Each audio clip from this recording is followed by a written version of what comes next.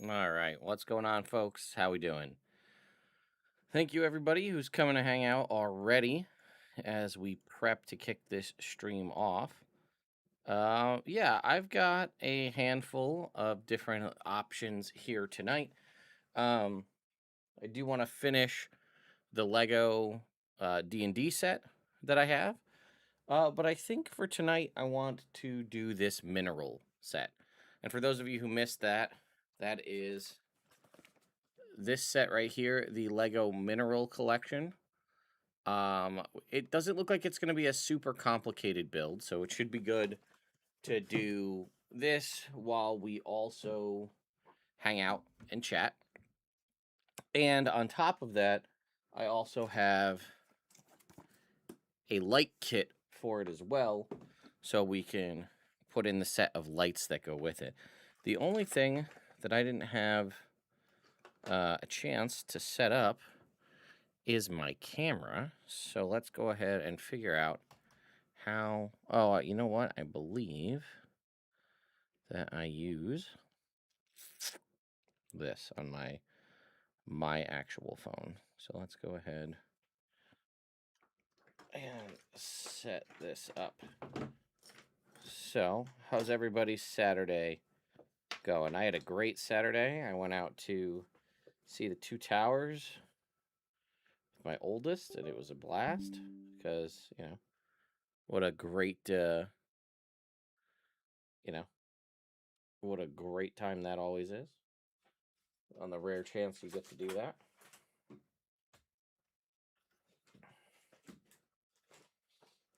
So, I think we can just slot this guy in here. And the trick is going to be getting this to... I need a different tripod is what I really need. Because these legs don't want to stay solid. How did I do this in the past? A smaller tripod or something that I'm forgetting that I have? Oh, thanks, Rich. I'm glad you guys are a fan of Theodore the Orange. I'm a big fan of him, too. Let's go ahead and see if this will work. All right.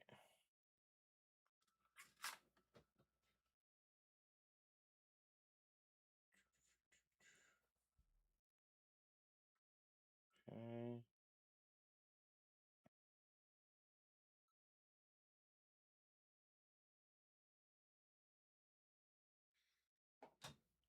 This is supposed to do it. Let's find out.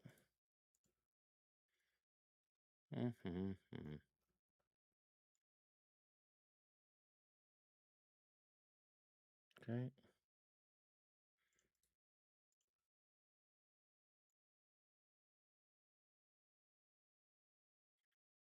Bear with me, folks. Sorry. This isn't supposed to... I don't know why it's doing this to me. Okay.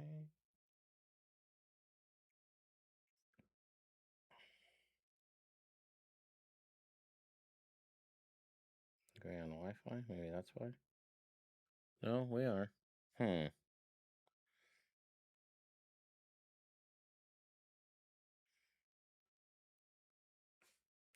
Oh, you know why?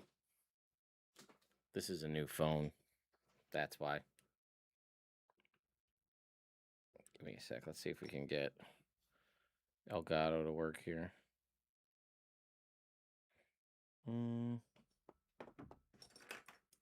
Let's try this guy. Yeah, I forgot. When you get a new phone, you have to go through and set up debug mode and all this other stuff. Let's see if this will do it though.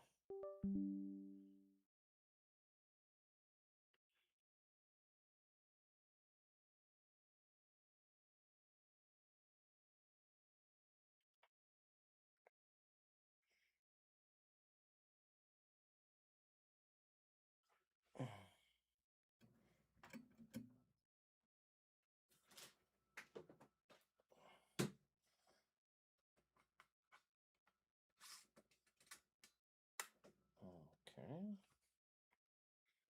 Then let's see if that'll do it.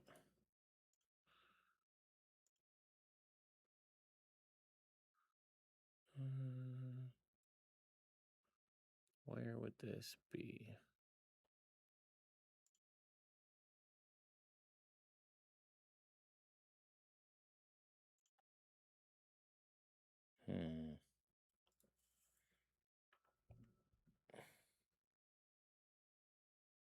All right, let's... Sorry, we're troubleshooting here as we go. Oh, wait a minute. I think we go in here. And we go to... That's only recognizing that computer. Okay.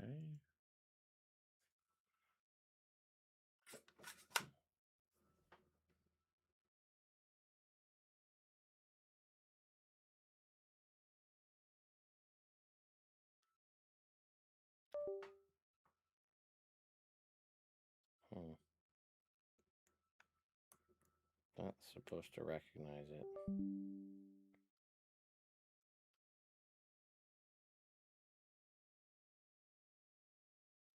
Well, this may prove a little bit more difficult than I thought it would be. And it's not recognizing the computer. This phone...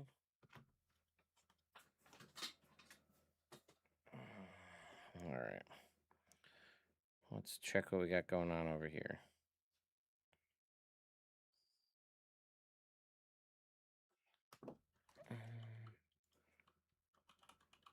Oh, I bet you this will do it.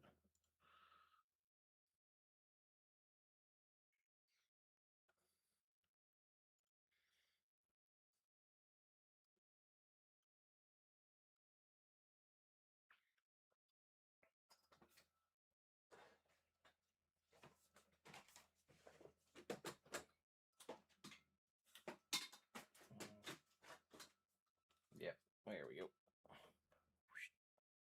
We got it.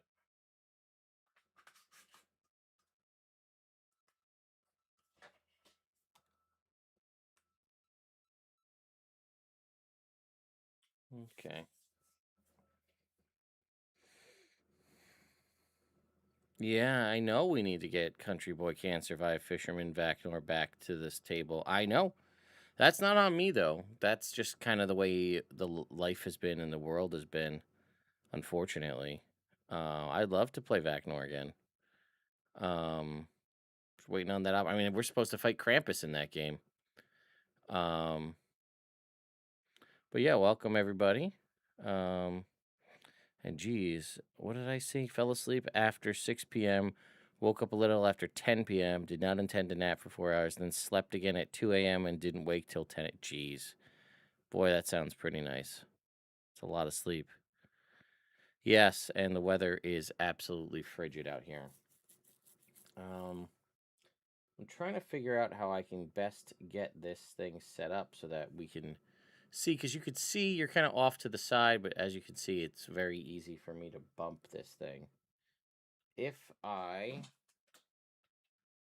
move it, see, I can't set it here because it's on top of something, so it won't stay stable. And I can't move it all the way up because it hits the table, and that won't stay stable either. Let's see. We've done this in the past. How the hell did we do it back then? Maybe we just moved this? Hang on.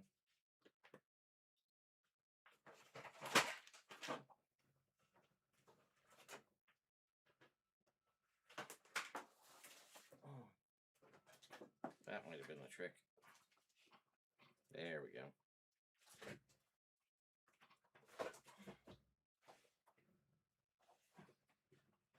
Oh, wait. That won't fit my phone at all. That's way too short. Thought that was going to be the trick. Ah. This tripod. Okay. We're learning. Let's see.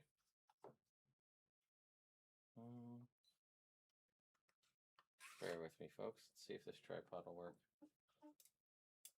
Oh, no way. That's going to break. Okay. Well.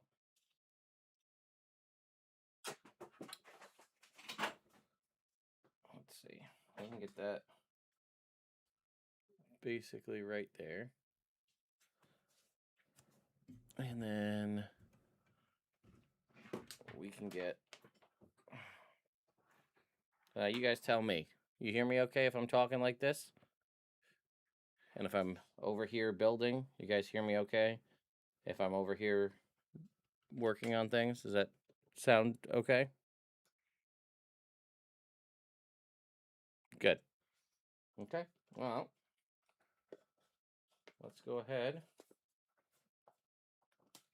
and crack into this guy.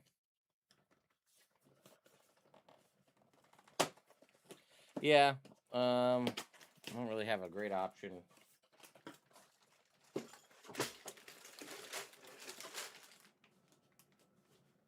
I don't think I can get the mic much further over. This is about as far over as I can get it. And I am about as tight on this as I can be. So, all right, what do we got? We have individuals for each.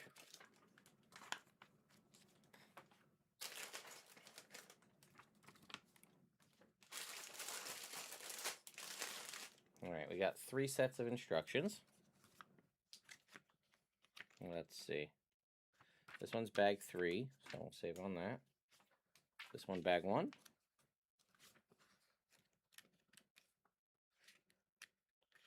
When we move, I will absolutely build a better setup for unboxings. I have that be part of the room. This number 1. This has to be 1, right? Based on the...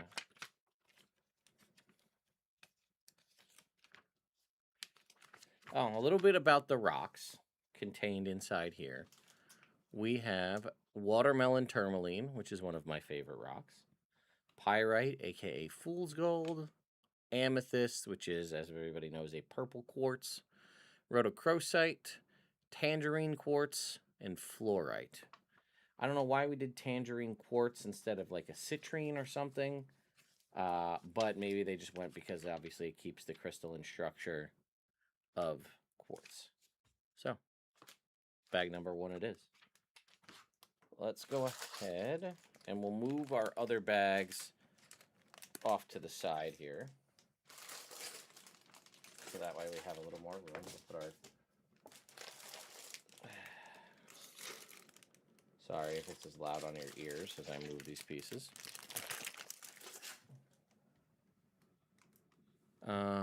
And then, you know what? To just add a little more, go ahead and put, we'll put Theodore. He can hang out right there. There we go. Okay.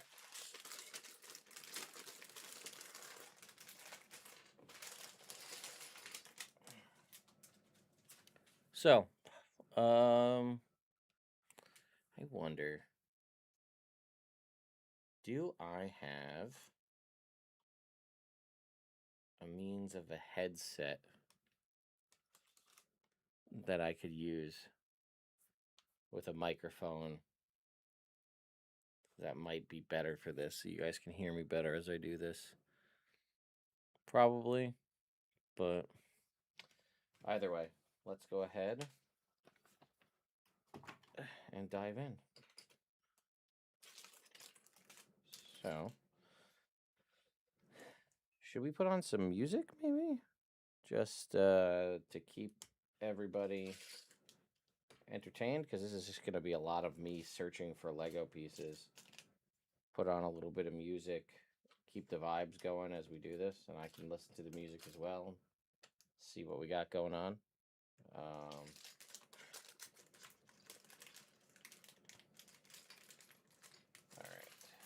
let's go ahead and open up all these pieces so don't lose them. And let's go ahead and get some tunage rock in here as we go. That bag, get rid of that bag. I think my headset's upstairs with my laptop. Right. Music.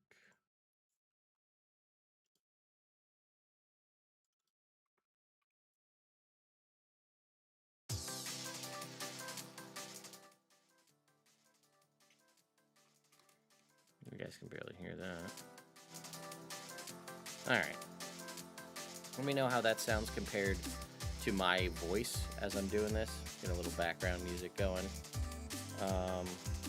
If that's too much or too distracting, you guys let me know, and then we'll go ahead and kill it.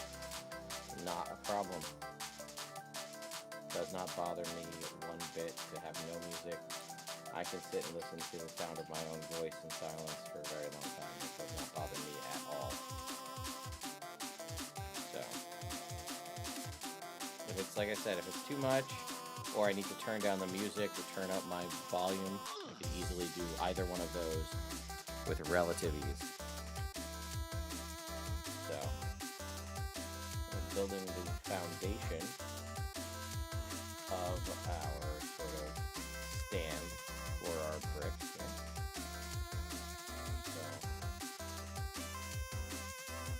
So, 20% quieter on the music. Okay, you can do that. You can also do this. Turn up my volume a little bit more and turn down the music a little bit too. There we go. Music down, volume up. How's that sound? That should probably fix, I think, most of the problem. Okay, set that down. And then we continue on building. Sorry if I'm bumping the camera. That's just kind of how this is going to have to work while we get situated. So I think in the new house I'm gonna have like a nice overhead rig, and I'll have I'll build in a way that makes this easier to do. So yeah, I went down on the music and up on the mic. I'm hoping that kind of fixes the general problem across the board. So, you know, listening to just like fun chiptune music and building Legos, man, this is so like cathartic and like therapeutic for me right now. I'm enjoying the hell out of this. You guys have no idea. Which just feels good. You know? Sometimes you just need to chill out and build some Legos, and that really fixes all the things. Yeah, we have our first little rectangle here.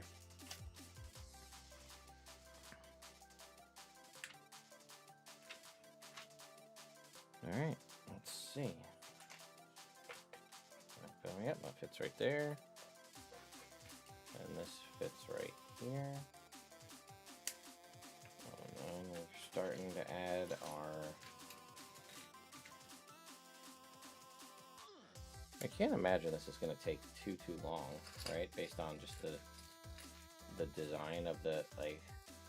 It looks... I'm guessing the rocks or the minerals are a little more intricate, because the actual display pieces look like they're relatively simplistic in the grand scheme of things. Where are we? Here. There we go.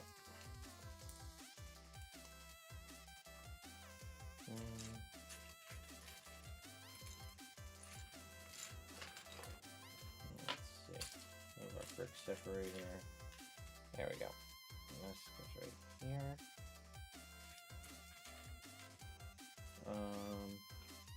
You know what I'm also realizing when I do a live unboxing like this? Oh wait, that doesn't go there. That goes here. I should, when I get the setup going, like officially, I should have a monitor here so I can have to not keep craning my neck to look back over at the chat. I can just like be focused, you know what I mean? That's a future me problem, though.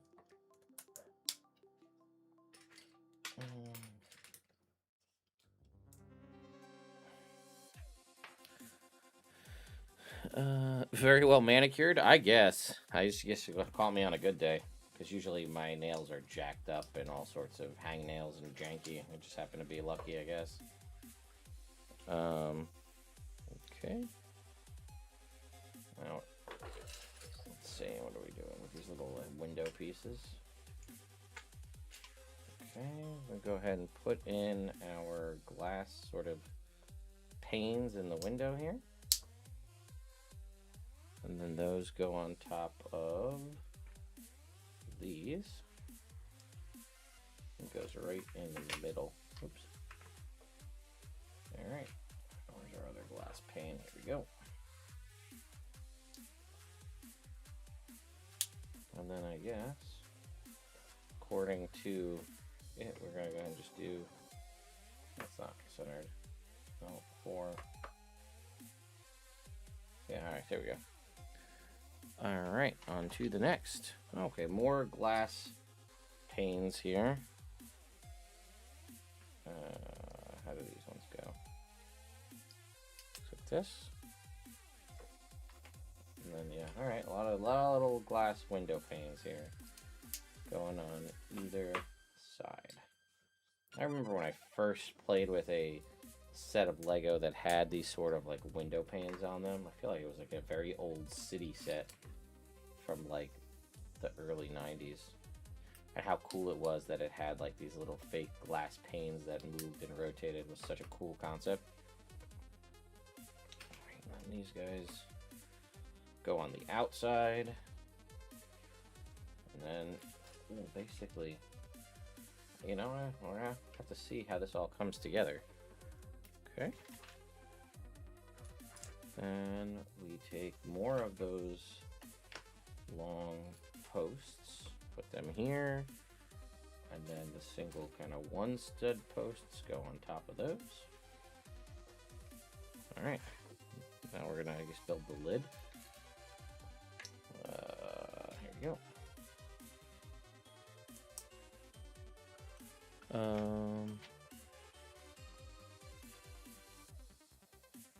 So why minerals? I do ships and cars from TV and movies. Well, I'm a geologist, at least by degree anyway. I haven't done anything geology related for work in quite some time. But I, being a geologist, have a deep love for rocks and minerals.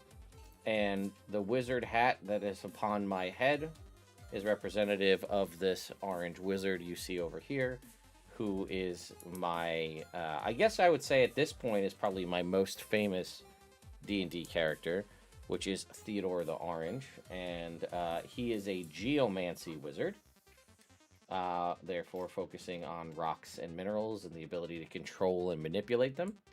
So, hence, rocks and minerals.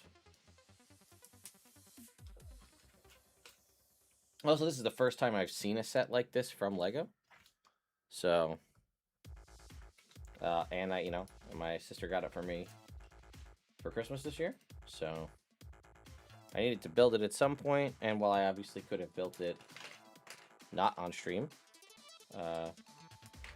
it's just, there's a unique opportunity to do so. So, a little background for anybody who doesn't know the kind of backstory behind this. So, what's up, Chungy? How we doing? Okay, we're going. Okay, get these guys. Where are they? Here we go. And then I'm assuming if this is everything like the previous part of the set, yeah, let's go ahead and continue to apply this all together. So I'm assuming this is just going to go like that, but we have more to do to the top of this before we get to that. We need little gold squares. These are very shiny gold pieces on all 4 corners.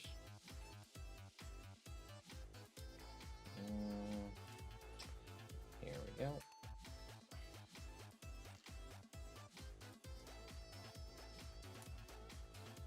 And then, oh, I think I put that piece in the wrong spot. Yep, this is too long for this spot. Yeah, these ones go on the sort of longer straightaways here. And then what do we have? 2x. Yeah, right in the middle. These ones are the short sides. And we got our little 2x's in the middle here. The other long goes over here. And around. Alright, there we go. Now we're cooking with gas. We're moving along here.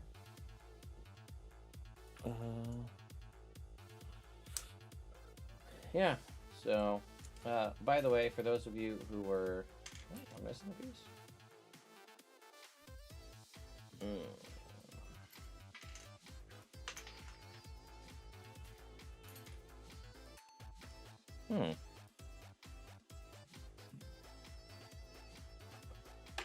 Interesting.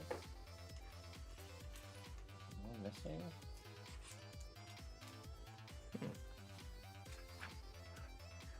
I am not seeing. There's supposed to be a flat brown 2x plate that goes up. It's still in the bag. It's still in the bag. Hang on. It didn't come out. There it is. Tricky. Alright. There we go. I was gonna say, it's pretty rare.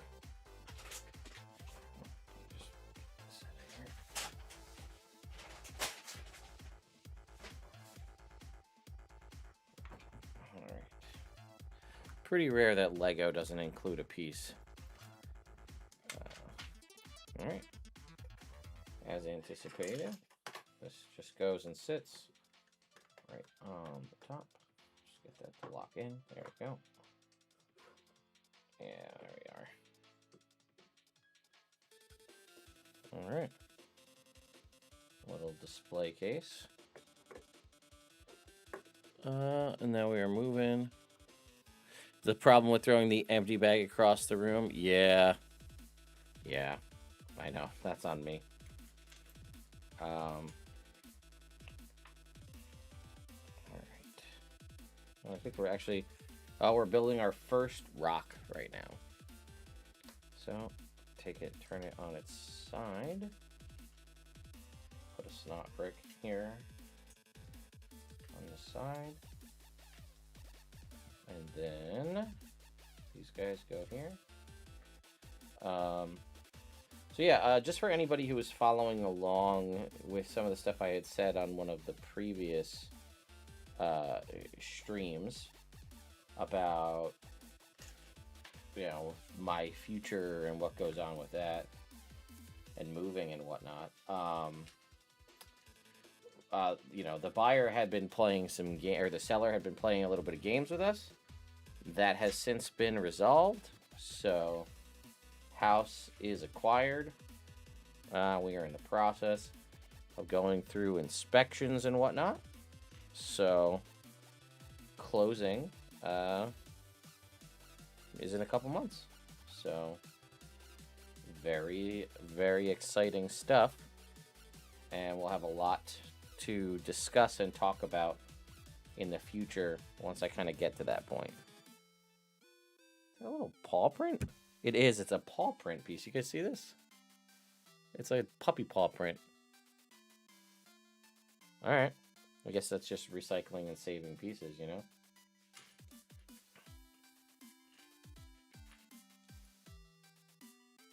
This is going to be a crazy set, because it's just like snot brick on snot brick on snot brick to build this up to make Lego, which is like to make the rock, which is crazy.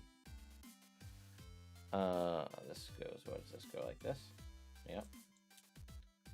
This is wild. You're a wizard, just cast fabricate. Yeah. Well, you know, sometimes this is one of those, like, you could do things with magic, but sometimes it just is better to do it by hand the old-fashioned way, you know?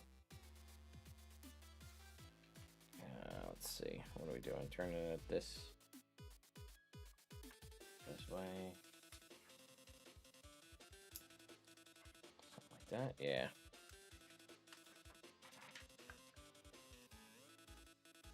Yeah, so again, as I had brought up on that live stream, this house is going to involve, just like any house does, but like this house, I wasn't really in a place to do it. This house, I did quite a bit of renovations, and I didn't take you guys along the ride with me as much as I would have liked to.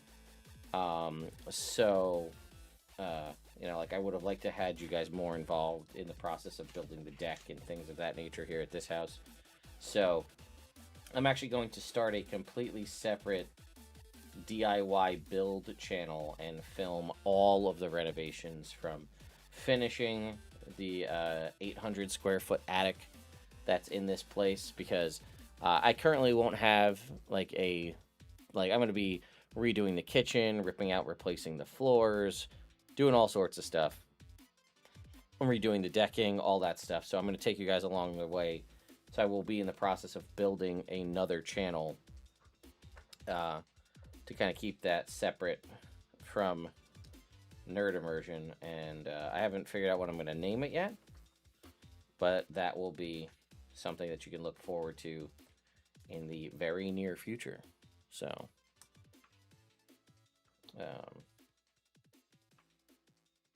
yeah. Also, I'm not making stuff up when I call them snot bricks, by the way.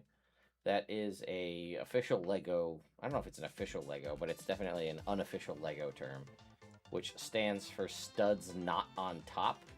That's like, you know, bricks like this, where like normally when you were to take a Lego piece, the studs that you would attach the Legos to are on the top up here. But you see how these ones have studs not on the top? So that allows you to do things like build with plates sideways like this. This is what's going to allow us to actually get the true mineral effect to it. So that is, again, when I say snot brick, it means studs not on top. Just for reference for anybody. Name submission, nerd conversion. People said nerd conversion. I feel like it sounds like I do conversion therapy if I say nerd conversion. That's just me.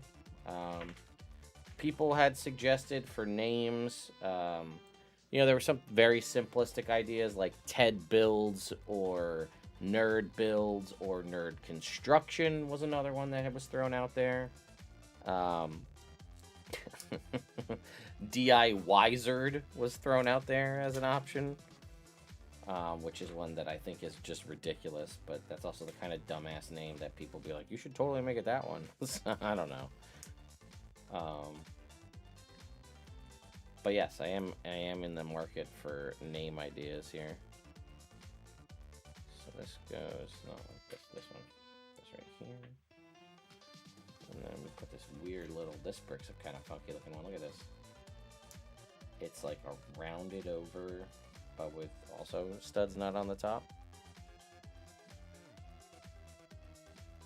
They're definitely pulling out some real funky pieces for the purposes of building these rocks. Or these minerals, rather.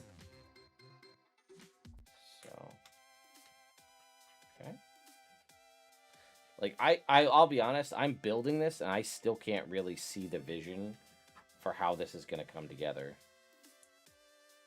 Okay.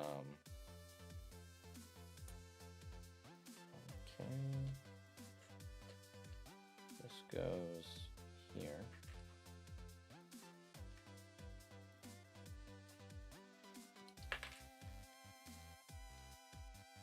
It's so weird. It's such a funky little piece, you know?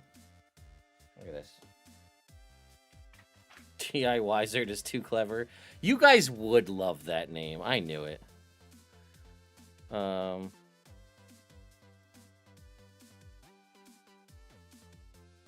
I feel like I saw a lot of plays on the nerd part of Nerd Immersion, but I feel like the immersion part has some potential. That is true. I mean, it's just I know that I don't want to...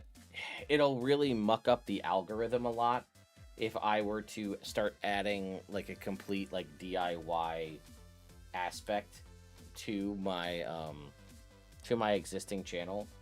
It's better. It doesn't seem like it because, you know, I've already got the fan base here. You would think, like, wouldn't it make sense to just, if I was going to ditch what I do traditionally here completely, I'd give up on that entirely and only do home improvement and DIY stuff, then I would say I would keep it as Nerd Immersion. Oops, I missed a spot. Damn it. But I actually noticed this when I had done my laser engraving video, like Creality had sent me a laser engraver, and I made a a video, obviously covering that laser engraver.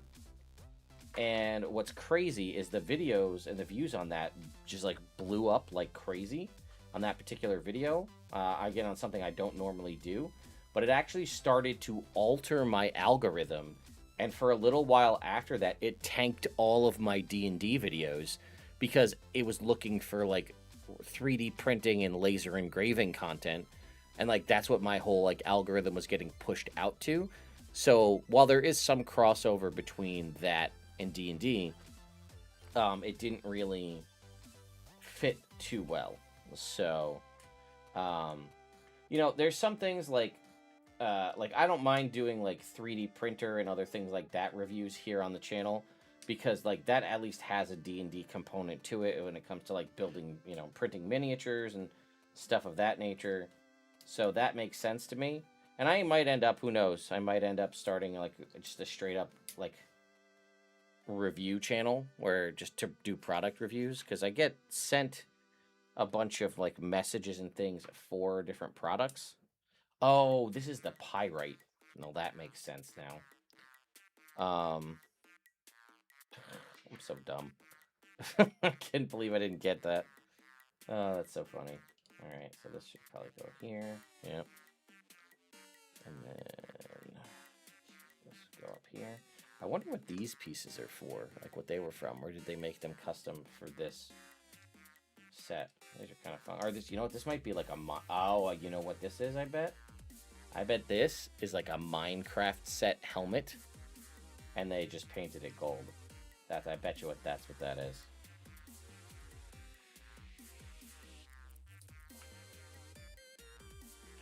That is screaming Minecraft helmet to me. Okay, and this piece goes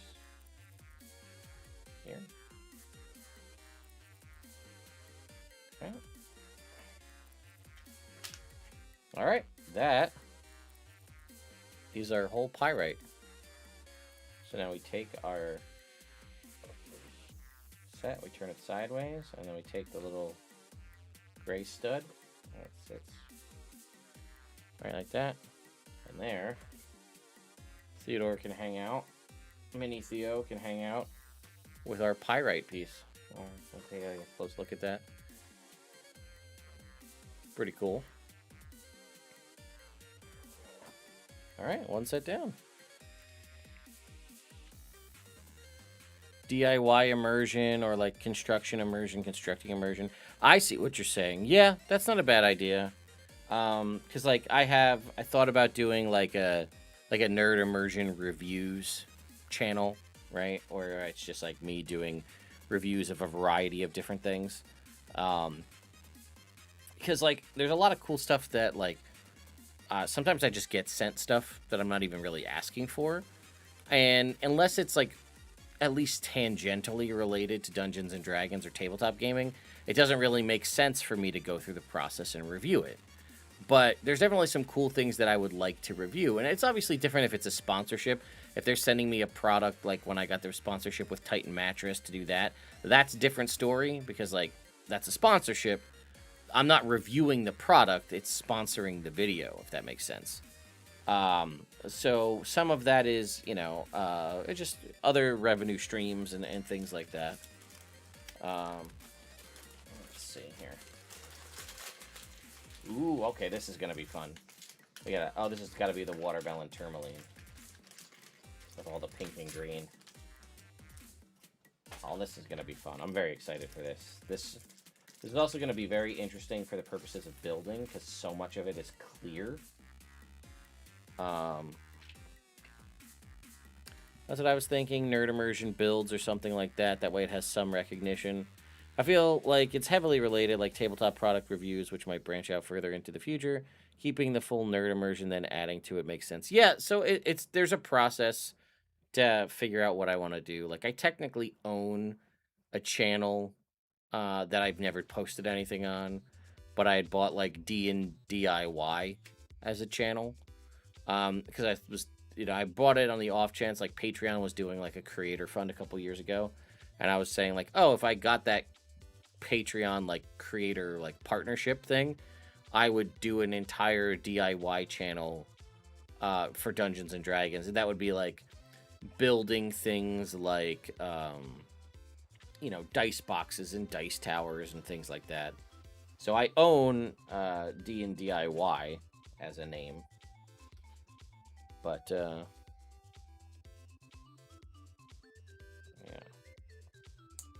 this one's gonna be real funky. I can just tell. So this one, yeah, it's got all these. Look at this. It's got like you've got studs on all. I should turn this. I'll move this over a little bit so it's a, there we go. So that way it's less of my camera down here, you know, and more like the build's more center focused. But yeah, look at this one. Got studs on almost every side. Pretty nuts. Also, for some reason, the color is coming in a little more washed out. Like this is much more watermelon rind green, and I feel like it's coming in a little more teal on the camera, but I can't help that, unfortunately. Though for something mostly unrelated, there might even be a benefit to having it not quite as heavily tied because people won't have as many pre-constructions. Yeah, that is also true. That's like, that is the fine line that you toe, because it's just like, Nerd Immersion builds is like, okay, that'll help you guys find it, because it's got Nerd Immersion in the name, and if you're out there searching Nerd Immersion, it'll come up with it. But think Joe Schmo, construction DIY person who wants to watch that stuff on the internet, Nerd Immersion's gonna mean jack shit to them. So, I mean, I'll be honest, when the time comes, I would love if I could, potentially rely on some of you folks to help assist to grow that channel and like put out some posts once that channel goes live and say like, hey guys, because also, which is kind of annoying, that's, but I understand it. Like you have to go through the process of monetization all over again with a new channel. So like, even though I have multiple channels that are monetized, I would need to go through the efforts of getting that channel monetized again as well. So I would love it if I could rely potentially on some of you folks to help with the process of getting that new channel monetized as well. All right. These are funky. They're like a pearlescent like one stud brick here. They're not quite translucent, or I guess they are translucent, but they're not clear. They're like a mother of pearl, like oil slick kind of design to them. It's very cool. I don't think I've ever seen this before. Like, see, this is clear. Let's see if I can show off the difference here. You see the difference between like the clear on this one here is clear, and this has kind of got the like pearlescent sort of vibe to it. It's kind of cool.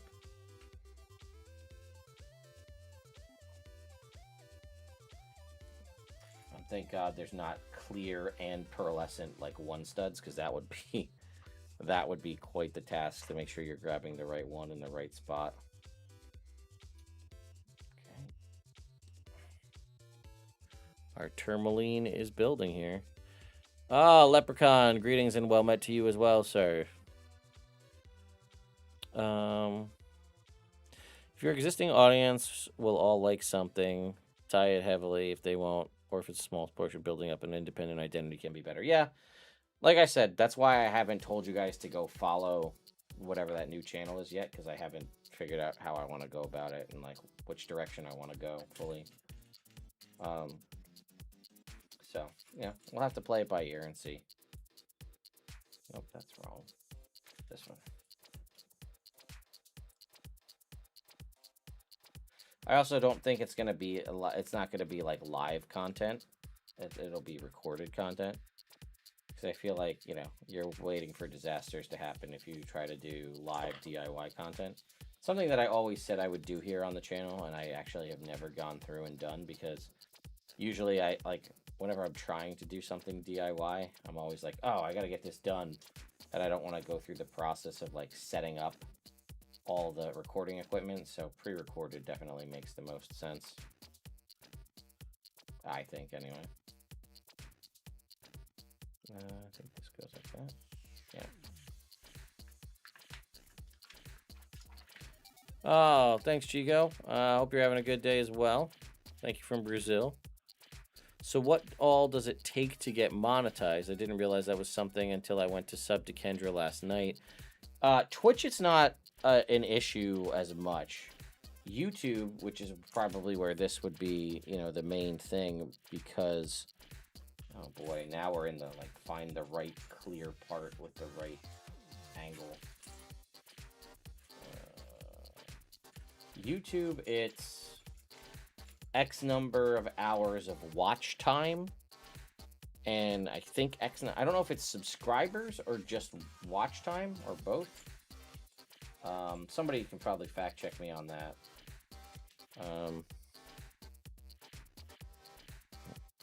Okay, this. Where are we going? We're going here. This goes here. This goes here. Oh, damn it. Come back here. I think I'm looking for a very specific piece now. But this. That's right. Yeah, it's like a triangular piece. Oh, brother. This will be fun. Wait. Ah! Found it. There it is.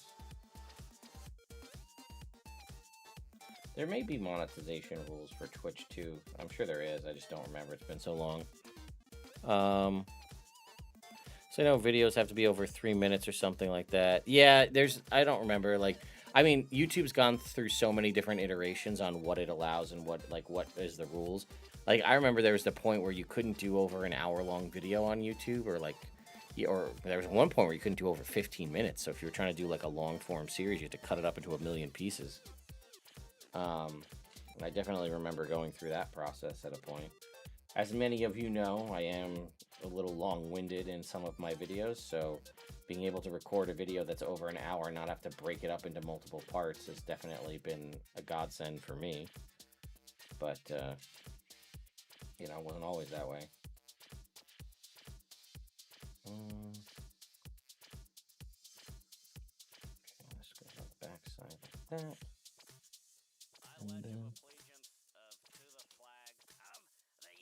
This goes here.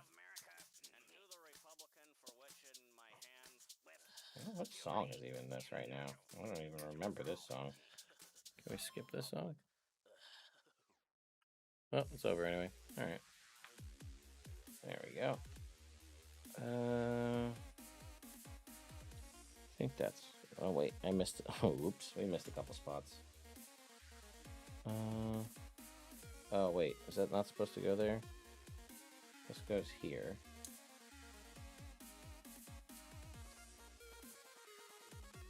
I bet you that's where that's supposed to go. Yeah, that's probably supposed to go right here. Yeah, that makes sense. Oh boy. Alright, now comes all the yellow. YouTube is liable to change the rules. Yeah, that's true. Definitely do not want to split your focus when safety is involved. Plus managing noise from renovation. Yeah, also camera equipment, right? Like, imagine how, like, potentially, like, sawdust and whatnot, you know, on a live stream could be disastrous for all of your camera gear. So, and I always said I was going to do it when it was, like, flooring or painting, you know, stuff that... It's not rocket science, like not, you know, heavy construction or things where I really need to lock in because, you know, we're working with pieces of material, stuff you can't fix. You know, if you only get like one shot at it, and if it's done, it's done. Things that I could, you know, feasibly go back and fix if I like screw up painting or drywalling or something like that. That's an easy thing to fix, but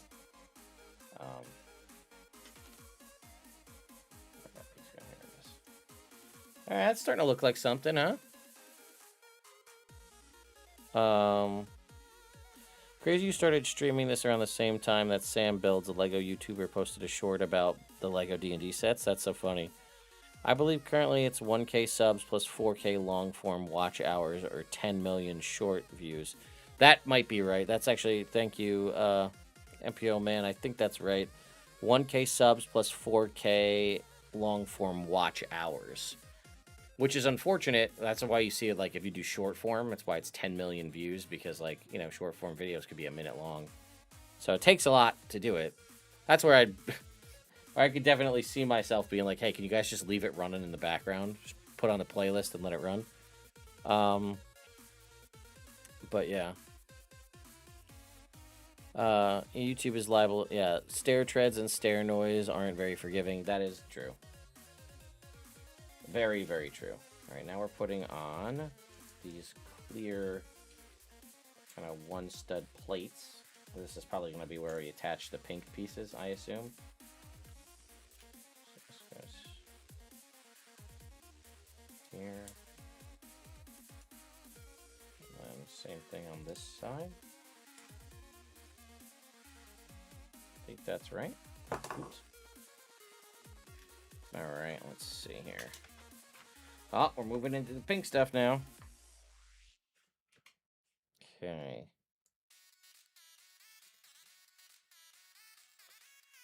Oh. You guys see that? My Lego bricks did a kickflip.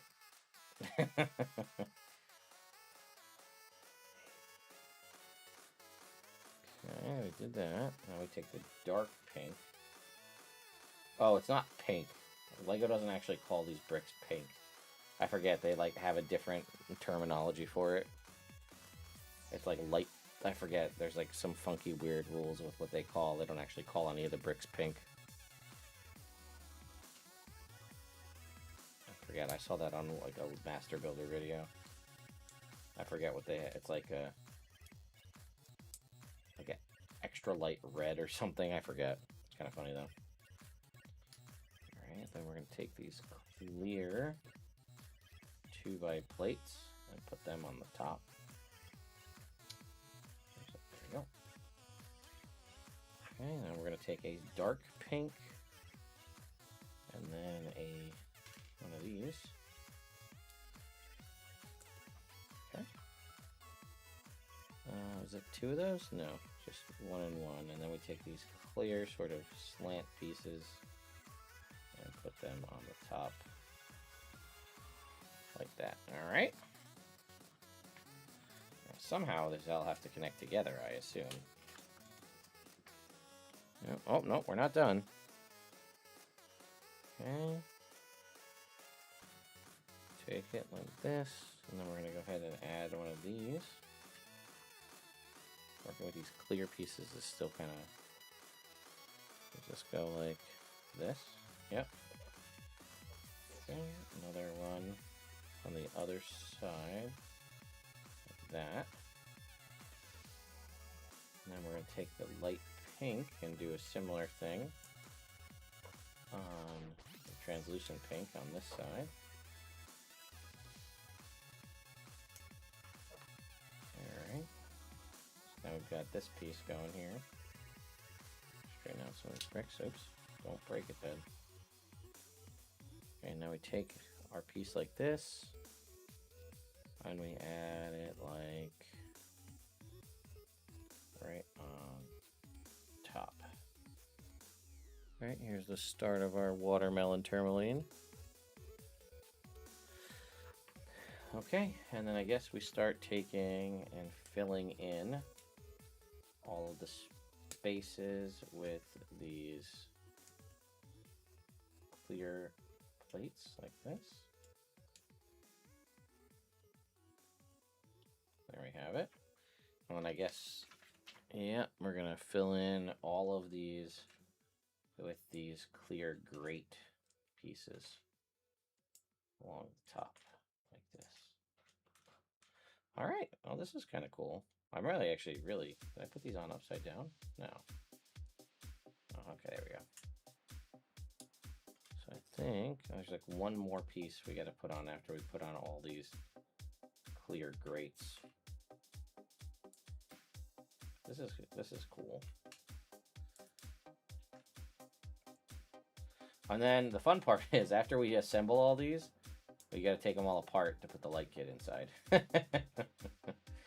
I know it probably could just build the light kit into it as we go, but it's, you know, this is the process that you're supposed to do when you do these things, because typically I feel like you don't end up getting the light kit right away. Also, it is kind of wild that it's only taken to like right now for Lego to start developing their own first party like light kits, but and then this piece goes right here. All right, there we have it, our watermelon tourmaline. And it is supposed to go right here.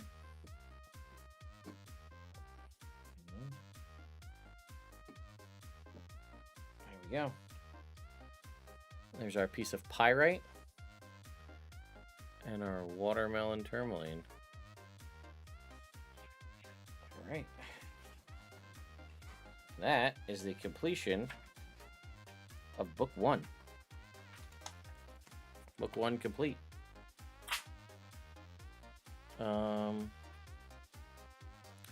Let's see.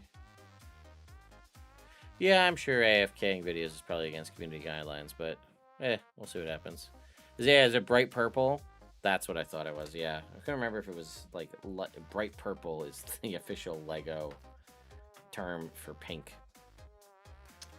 All right, number 3, bag 3. Oh, big bag.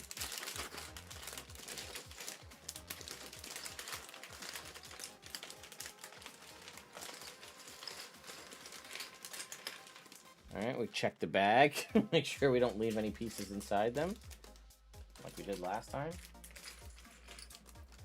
Bag is clean. And the last bag. Ah, see, that piece would have got me. There we go.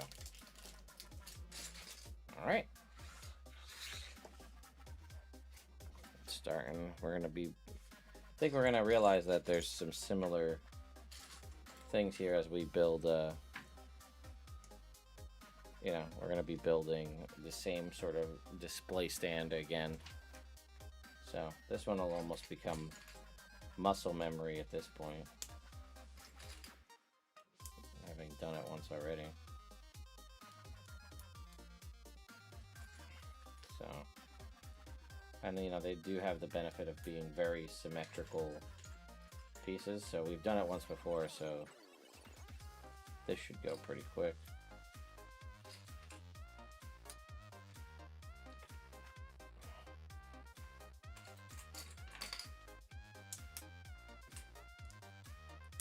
So, 2x plates. Where are they hiding? There we go.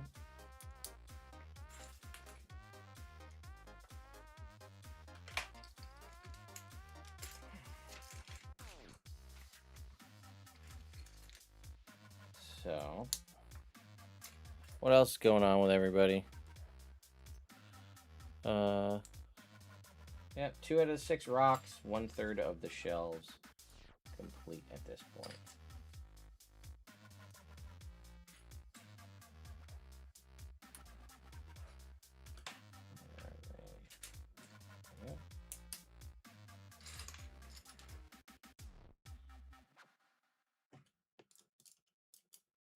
Yeah, well, it really is starting to become muscle memory. We can build these pretty easily at this point.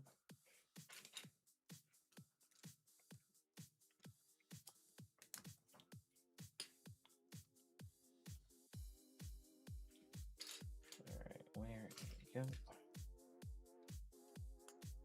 So, feel free to drop non-Lego or any kind of questions or thoughts you may have as we're sitting here. We're going to be with each other for a little while here as we go through this build process. So if you've got questions, concerns, things you want to know, feel free to ask, and I will gladly answer to the best of my ability.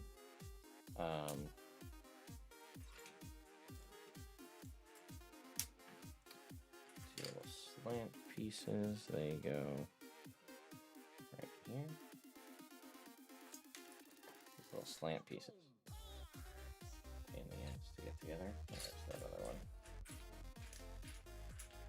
one piece in this grand scheme of... There it is. It's easy to lose that behind the camera. Alright. These go on top of here.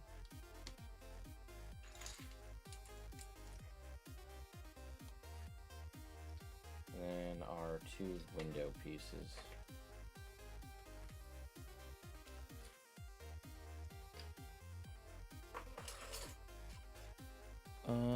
How many pieces is the set? 800 pieces is this set.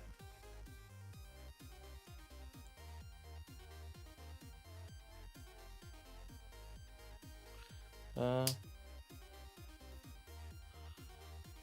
working on a map for a new setting because I cannot control myself, but a much more free-form approach than I usually take. Well, what do you normally take if this, whatever you're doing now, is so much more free-form?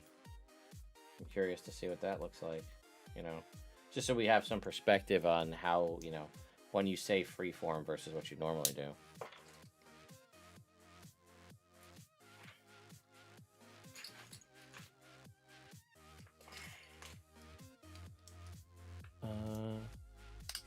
Preparing for a run through the Eve of Vecna. Ooh, small group. Yeah.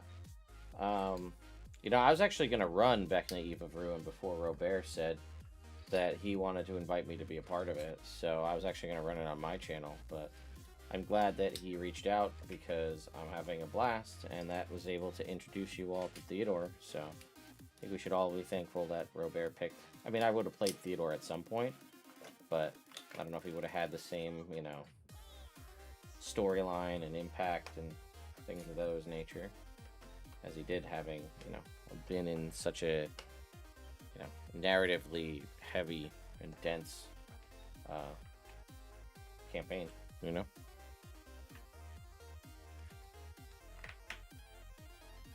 Really, you should also just be thankful that I went to Blonde Swan Hats that one time and bought this hat, because this hat is what led to Theodore existing. I bought the hat first and built the character around the hat. So, I just wish Blonde Swan Hats would do sponsorships, you know? I've sent so many people over there to buy hats, and I asked them for, like, an affiliate code, and they were just like, that's a good idea. That was the extent of the conversation. So, hey, it is what it is.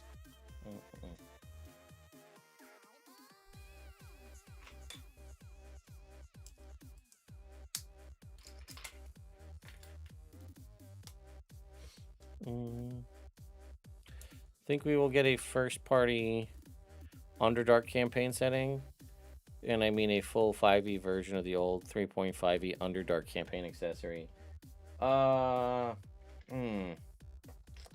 Unlikely, I feel like.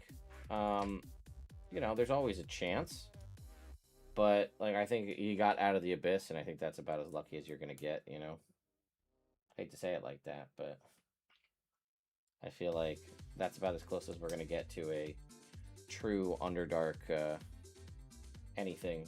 Maybe I'll be wrong. Maybe we'll do something, but it feels like that's what they did. And for right now, I think they're content to have that be all there is, you know?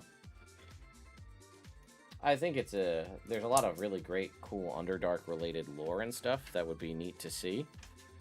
But, I don't know.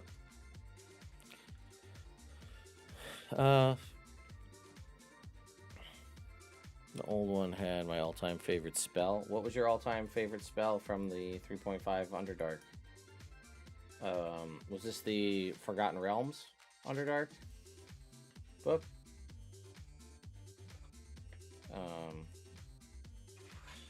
I'm assuming. I know there was I can't remember if there was a separate one from the Forgotten Realms one. Yeah. So it's a little different, but I typically do the land masses, then geographic features, mountains, forests, then borders, then labels for things. But for this one, after making the land masses, I just started throwing labels all over the place. All on Wonder Draft. Yeah. I haven't, you know, I always used Incarnate when it came to like mapping stuff, but I know there's better softwares out there. I just never really sat down and messed around with them enough. But every time I ever tried to do, you know, started doing homebrew campaigns, unfortunately, things sort of fell apart. So it disincentivized me to doing homebrew campaigns. So, you know, shouldn't disincentivize anybody else from doing it, but it's just like, you know, you put in all the effort to build a homebrew world, and then it just kind of falls apart, you know? Come back here. Alright, I think we're almost, this is it, right? That's a shelf number 2. Alright, there we go. Shelf number 2. Complete. Now we're on to what is this, blue quartz? I forget what this one is, but center all our pieces back here. Mass Drown. One of my 2 current homebrew campaigns is coming up on 2 years in a couple weeks. Yeah, my homebrew campaign, you know, I have run it here on the internet. It's called Everend. It was a lot of fun. I wish we could do it again. And that's really, it ended. It's no fault of anybody. That's just kind of how things go sometimes, you know. I had a lot of fun running it. I know there's a lot of fans of it, you know, on the gameplay channel and things. But it just, unfortunately, it was you know, one of the players. The partner had some medical issues, and you know, just can't do anything about that, you know.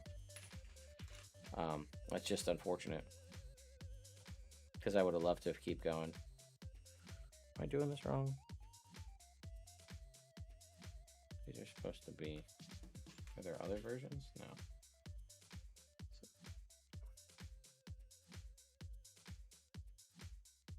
Oh, there are. Wait, what? I missed something.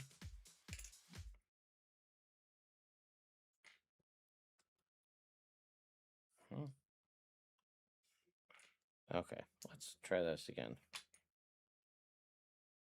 These are not the pieces that I'm looking for. These ones. Ah, that's why.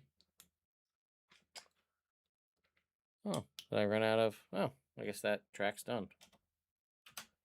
Guess we'll go ahead and start it over.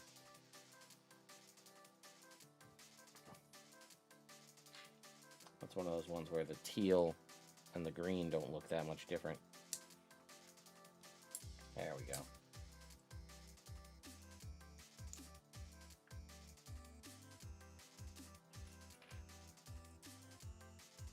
There we go. That fixed it. I said he plays a dwarf paladin. Honestly, I have never had anything but a blast playing D&D. True. D&D is the best. I love D&D so much. Whoa, Rich Pip, you're playing your first D&D session next week? Let's go. We love that. We love first-time D&D sessions. I hope you have a blast, and I'm sure it's going to be, you know, I can't say it's going to be a life-changing experience, but it could be. I've been trying to run a game, but at times life or work get in the way. Yeah, I mean, that's, unfortunately, I know, I've said it before, and I'm sure other people have too, but scheduling being the big bad evil guy of RPGs is truly, you know, it's a trope, but it's a trope for a reason, because it happens all the time, unfortunately. You know, we try our best, but unfortunately, just, you know, you can't always have time to get together with everybody, and that's just a big bummer. Let's see here. This goes here, and then we got a light teal. I didn't know they made these like teal colored bricks. These are probably like Lego Friends bricks, I'm assuming. It's like this teal color. It's cool though, it's very pretty. Translucent purple with some just regular purple studs. studs on top. Another translucent purple plate. And 2 translucent purple slopes.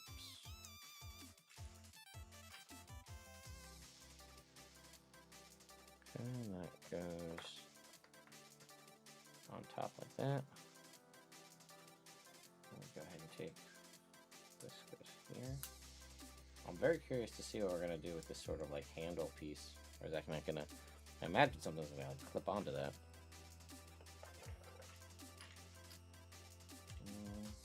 Okay, and then we're gonna take a. Oh yeah, now we're getting into some cool pieces here. These translucent ones. Look at that. Very, very neat stuff. I'm gonna take one of these. Sideways. Yeah, we're getting all sorts of cool angles and pieces with these. This is neat.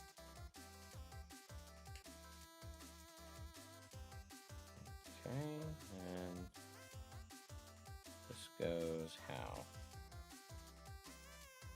Does that piece still stay? Yeah, it does stay open. Alright, goes right like that. Alright. It's funky looking, huh? Neat though. What build are we doing, Jinxie? We have already started. We've done our pyrite and our watermelon tourmaline, and now we are on to whatever the blue one was. I forgot. Time to give puppers meds. Try to get eardrops in. Good luck. Dog eardrops, man. That can either be, they can either be super, just chill about it, or it can be an absolute nightmare. Okay, we have this piece. Did I miss something? Oh, whoops. This goes up, this stud goes up a piece here. Goes right here. There we go. And then put it down. We're gonna grab this piece. And then another one of these teal studs. And then this goes on top like this. And then, oh, we get the funky piece. Look at these pieces. Look at that. That's kind of neat. I don't think I've ever seen a piece like this before. How does it just go? This goes, I think, like that. And then, oh, and then we're going to just go ahead and slap this right on. Goes right.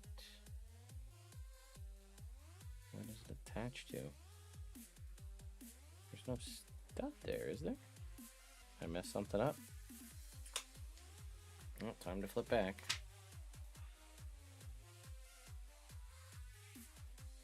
Okay, that looks normal. Oh, it's attaching. Wow. All of this is just being held on by this stud right here. Alright. Okay. It's a lot of faith in that one stud there. I was on Arc with a buddy. No, hey, Jinxie, have a good time. Omega, we are building our Lego mineral set. We've built our watermelon tourmaline and our pyrite. We built our second display case. And now we're continuing on with, I think this is blue quartz, I believe that's what they called it. And then once we're done finishing everything, we're going to pop into this light kit and light them all up. Which should be a lot of fun. Especially if you guys have never played around with the Lego light kit before. They're always a cool time to do. Okay. Teal goes right here. It looks like we're going to build something similar on the other side with, like we did before. So let's stick this here. There's our teal stud right here. And this goes on top here. And then another one of these weird triangular pieces. Right like that. And then it's going to go right here. Yep. Damn it. Where'd that go? goes which way? This way. This snaps together. Like that. Maybe. There we go. It wasn't clicked in before. And then right like that. There we go. This is funky with all the different planes and stuff. Very cool. Mini Ted says he wants you to trust this process. Yeah, he's hanging out over there. He's doing his thing. Oh, okay. We're adding all sorts of pieces to the color of the pieces in the book just changed from like a light. Let's see if you guys can see this. All right, let me show you. So, right, you guys can see the colors of these pieces, right? Now, when I flip the page, it's going to change to, like, green. Right? Tell me that's not, like, a green. But then look at how it's blue over here. Do you see that? It's, like, green here and blue here. It's all the same pieces. But for some reason, they changed the color to green instead of blue. Which is... I got all excited that I was going to be adding all these green pieces to the outside. And no, it's just a weird ink issue in the... in the manual. It's kind of funky. Alright, there we go. Now, we take these pieces and add them. Here's the other one.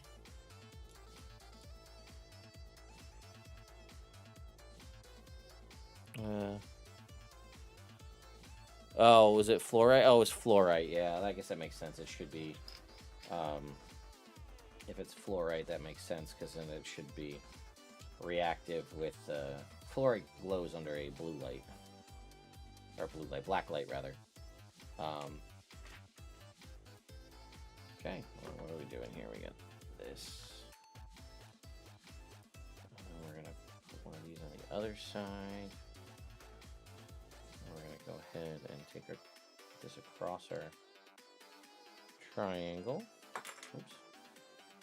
Add a slope piece here on the side, one of the purple slopes. Like that. And then we're going to go ahead and... what are we doing? We're putting it right here. There we go. And we're just going to repeat the process for the other side. Flip these over.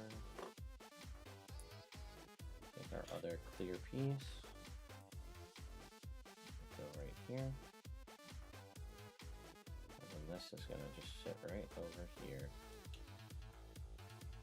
And boom. There we go. Look at that. How cool is that? Very neat. I'm digging that a lot.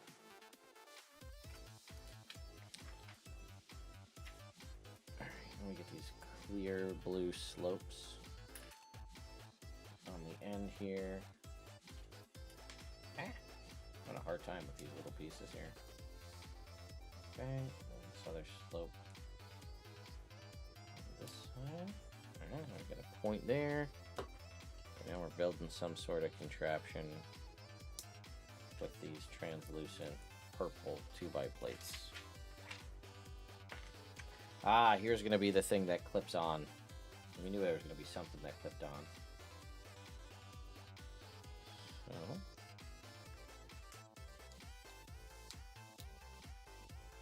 alright, goes here, and then a translucent purple, and then this. And this goes here.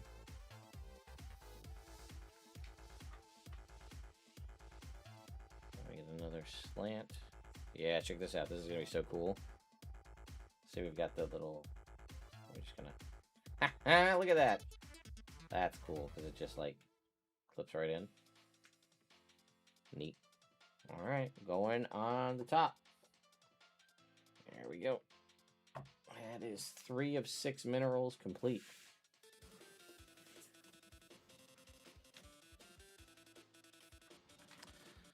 Bag number 4. Yeah, there's the orange one, baby. Let's go.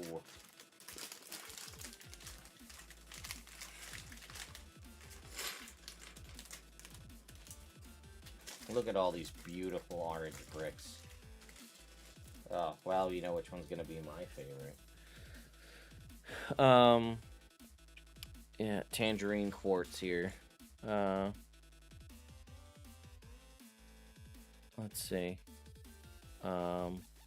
Yeah, I thought about not building these sets till I moved, since I know the move is coming, but I'll just take care of moving them down, you know?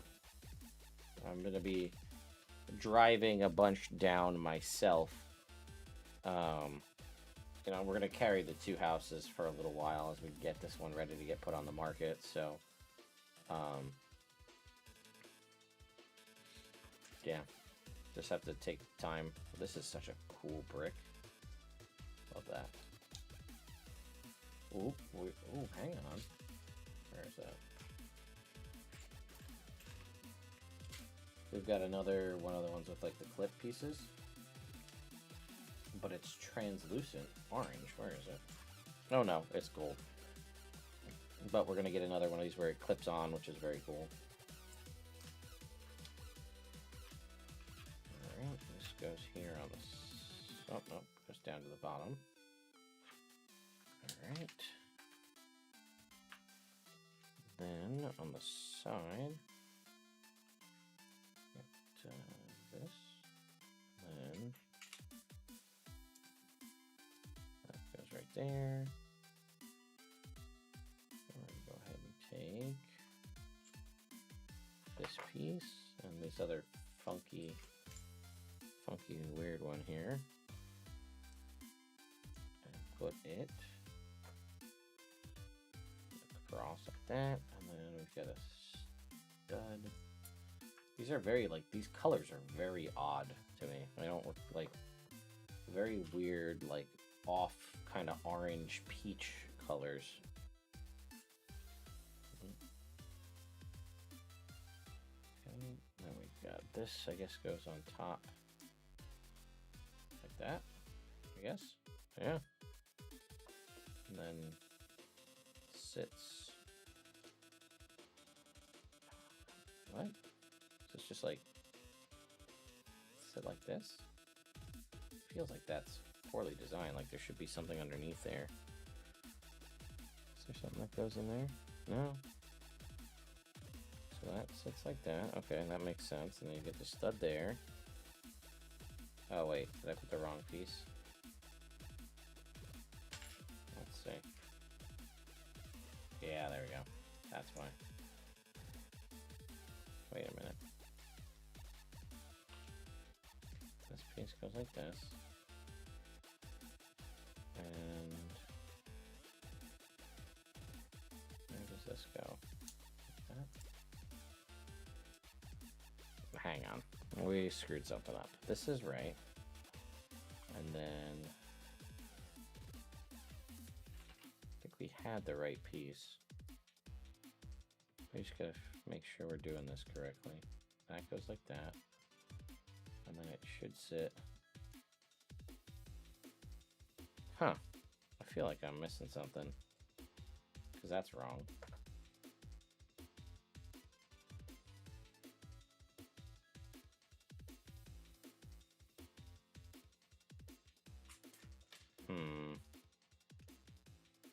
Let's see. This is the right one.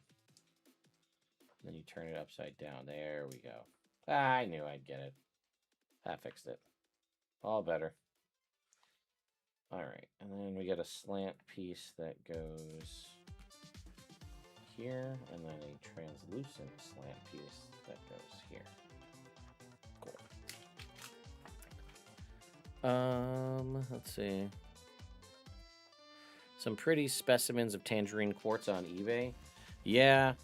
I mean, I love that quartz comes in so many different colors. I just think it's funny that sometimes we call different quartz gets its own fancy names. Like amethyst gets to be amethyst. But, you know, you have smoky quartz, rose quartz, tangerine quartz, but then amethyst gets to be amethyst. Extra for a rock, you know, or a mineral.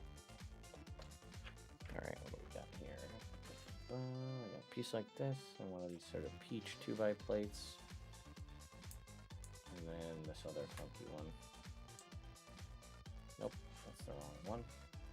It's this one. There we go.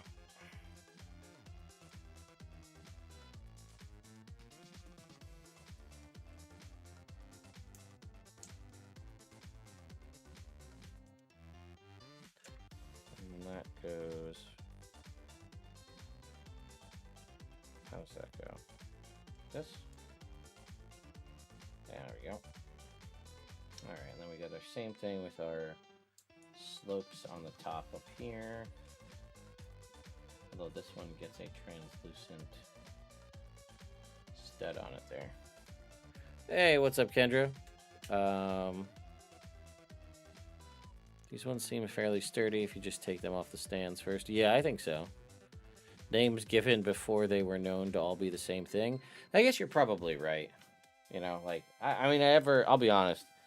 Like I said, I'm a geology, I have a major in geology. And, like, mineralogy and petrology were two of my favorite classes. Never once did I think to ask my petrology teacher why, why, quartz gets its own unique, amethyst gets its own unique name. I'm sure it's out there on the internet. Somebody could just go look it up right now. It's funny that I never thought to ask it while I was in class.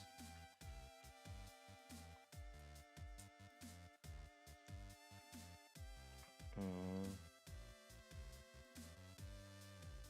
that one goes there.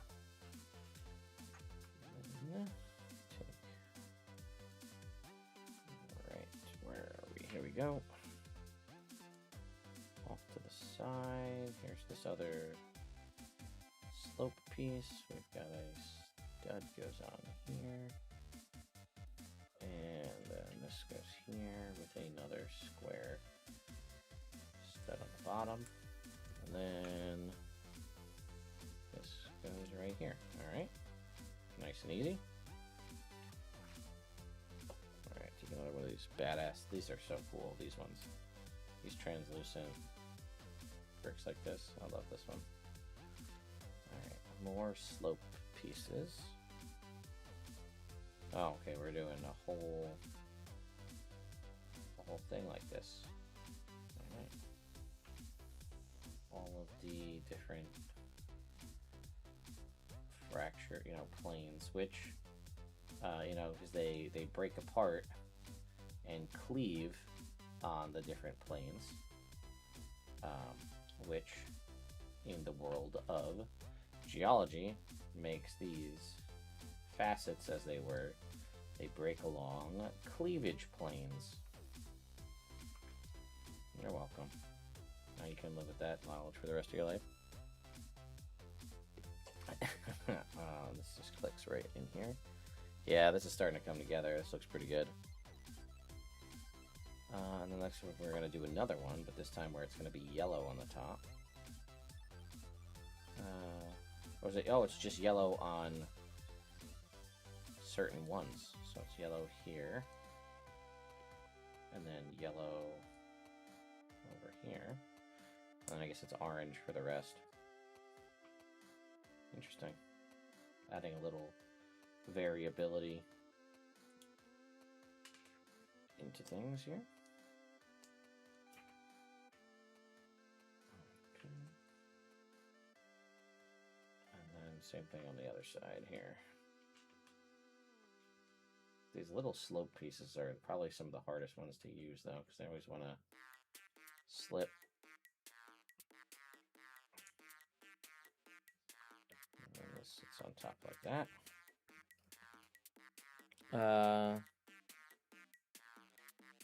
Let's see. Yeah, you might, but you know what? MPO man, you're probably right. Yeah, ruby and sapphire are both just corundum. Yeah, it's just a different impurity in the, whether it's, what is it, titanium, and I forget what the other one is that turns it into ruby or sapphire. Just notice Mini Ted's cape cloak needs to be fixed. Man, you are, listen. He's having a day, alright? We'll kind of fix him. He's just kind of living his life, Jinxie. I don't know what you want. Thank God soon you'll just be days drive away so I can fix it and give it to Bruce. His hat, yeah, that's true. Leave Mini Ted alone, he's perfect. Listen. Yeah, you didn't need to go out of your way to make him, but you did, which is awesome, and I will be forever thankful. So, thank you, Jinxie. But I totally understand, like, when you build something and, like, then you get to see it all the time when other people, you know, you may not see, or we may not see, like, the imperfections, you know, that are in it. But I know, like, you might, like, look at it all the time and be like, oh my god, look at that. I just need to fix that one little thing. Like, look at his hat. Look at that hat brim. Look at whatever. I gotta fix that or this or whatever. And it's just like, it's fine. It only bothers you because you're the one who made it, you know? Everybody else thinks it looks great.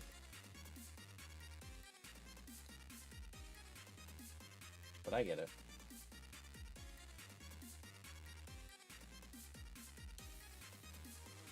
Okay, that's that. There we go.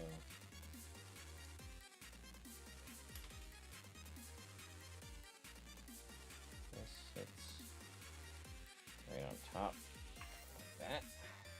There we go. Got a lot of extra. We're gonna build some. Okay, I was gonna say we should be building some more. There's a lot of extra pieces right now. Alright, here we go. We got a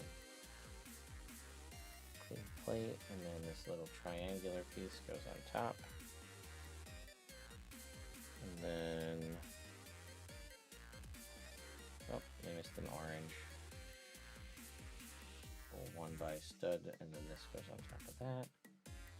And then this funky piece. Look at this guy. I've never seen one like that. Goes on the bottom. And then it sits in there like that. Then we have another smaller one that looks like this. With another one of these triangular pieces on the top. And then same sort of piece on the bottom. And it clips in like that. So there we've got our tangerine quartz complete. And now we can go ahead and just, there's the studs on the bottom. There we go. Can't line that up. Get that centered in there. There we go. 4 of our minerals complete and 2 of our stands complete. And we are now on to the final booklet. All right, bag number 5.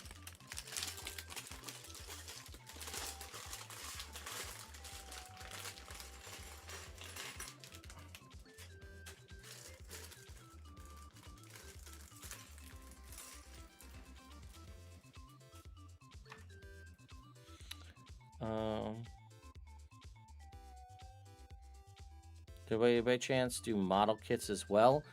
Like Gundams or things of that nature? I've never done them. I do have a couple model kits that I've never built. I have a sick Ecto 1 model kit that I've never built. I could do that on stream, I guess. I didn't even think about that. Googling to find the answer about quartz names, but I just learned an amazing fact about amethyst. It comes from the Latin meaning not drunk because they believed it prevented intoxication, so they made cups out of it. Huh. It's actually really cool. Oh, wait, hang on. This one's a little bit different, I think. Sounds like a little more squat as opposed to tall, comparatively, I think. So looking at some of the pieces, we can just go ahead and let the muscle memory kick in for where we can.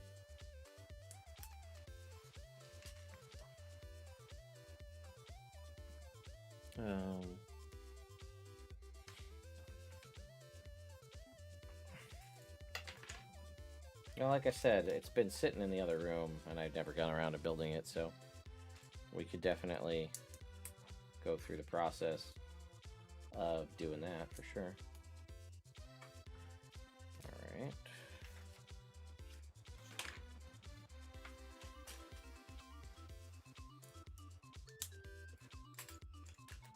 So, I don't think I'm going to build the Ecto one before I leave this house, though. I think that'll be something we'll do in the new house.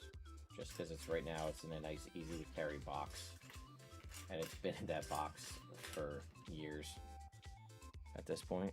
Okay, and this just snaps right on here. Alright. Yeah, this one is a little wider, it looks like. Oops.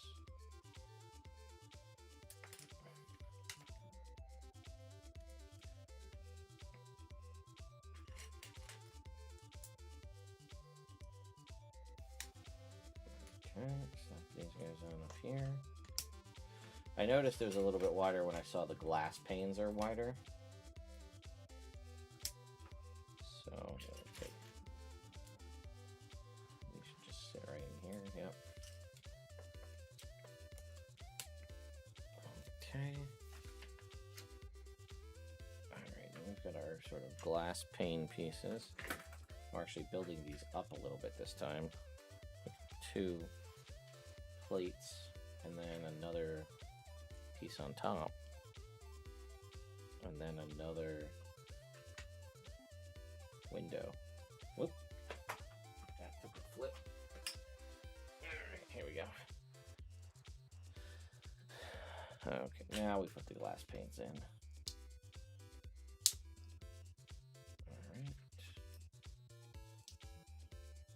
These go in the middle.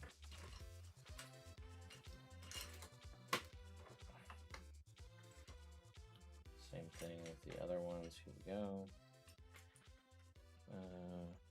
2 of these. And put on this. And oh, is there something I missed? Did we miss one? Aha! Yep.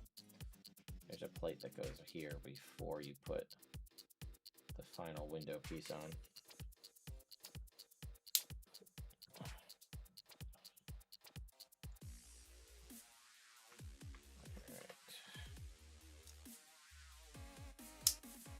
Snap that in. I missed one right here. There's that other plate. There it is. Okay. That's done. Ted being an actual Ghostbuster.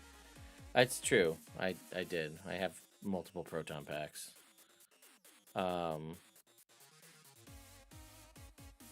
Yeah, I have. I mean, I've met several of the original cast before. I mean, I had 4 proton packs that I built at my wedding. I've built a total of 6, I think, at this point now. I've got 2 in the other room. I've got traps. I've got PKE meters. I've got, you name it, I've got it. So,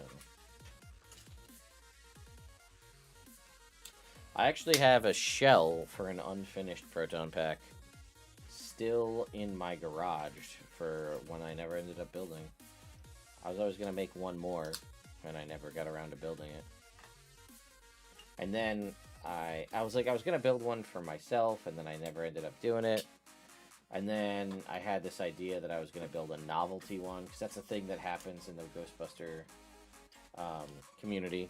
It's like you start building novelty proton packs, where it's like, instead of looking, it looks like a traditional pack, but like you do it in like a funky color. And it started when my buddy Johnny did a Hello Kitty proton pack, and it like blew up the internet. Everybody loved it. It was all like rainbow colored and, you know, everything. The pack itself was pink. It was a whole thing. So everybody, like, that kind of kicked off that concept. And I had a bunch of different ideas of what I was going to do. I was going to do like a Ninja Turtle one and do it like lime green. I think somebody had already beaten me to that at some point. Johnny had also done a Irish one, so it was green, white, and orange.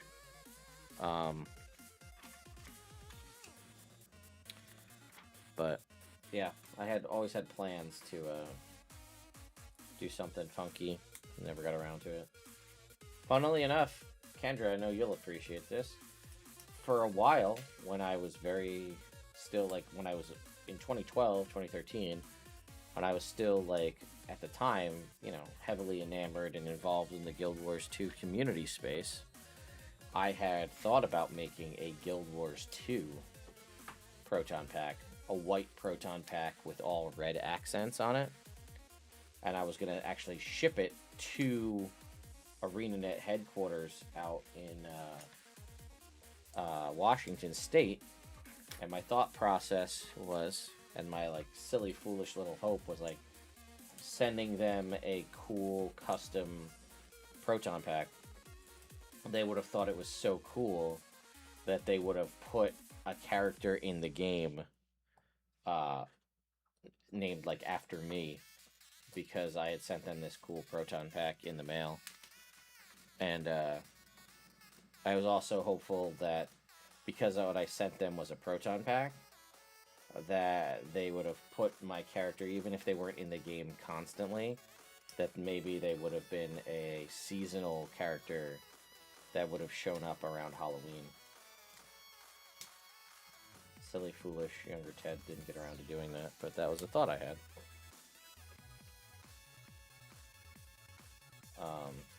And then I never ended up doing anything, and now there's just an unfinished Proton Pack shell sitting in my garage. So, possibly to be built at some point at a later date. Or, I think the person who made the shell, they no longer do that anymore, so it might even become a collector's item in the, in the Ghostbusters Proton Pack creation community, as it were.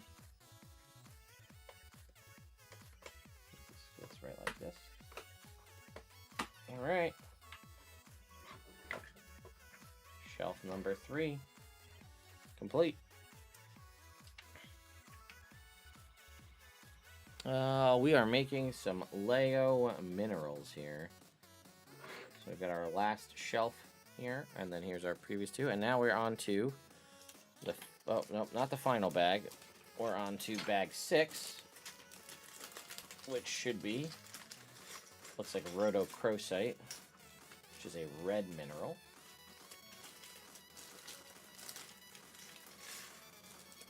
Okay, well, this one's got a lot of little pieces. All right. Let's see what we got here.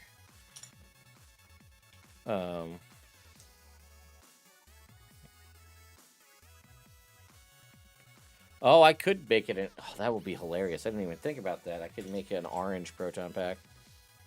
Theodore the Orange's Proton Pack. If I really wanted to. That would be kind of funny at this point. I've done so many different, like, Theodore concepts and, like, cosplay ideas. Like, I have this... I've got the suit, the orange, like, literal... I bought a cheap orange suit off of Amazon, and then I dyed it orange. And I wore it actually out to a party at Gen Con. Matthew Lillard's Quests and Whiskey Party. I wore my orange suit, to that event. And then, I've made it... It's come out a couple times. So I like... And like I said, I want to get, like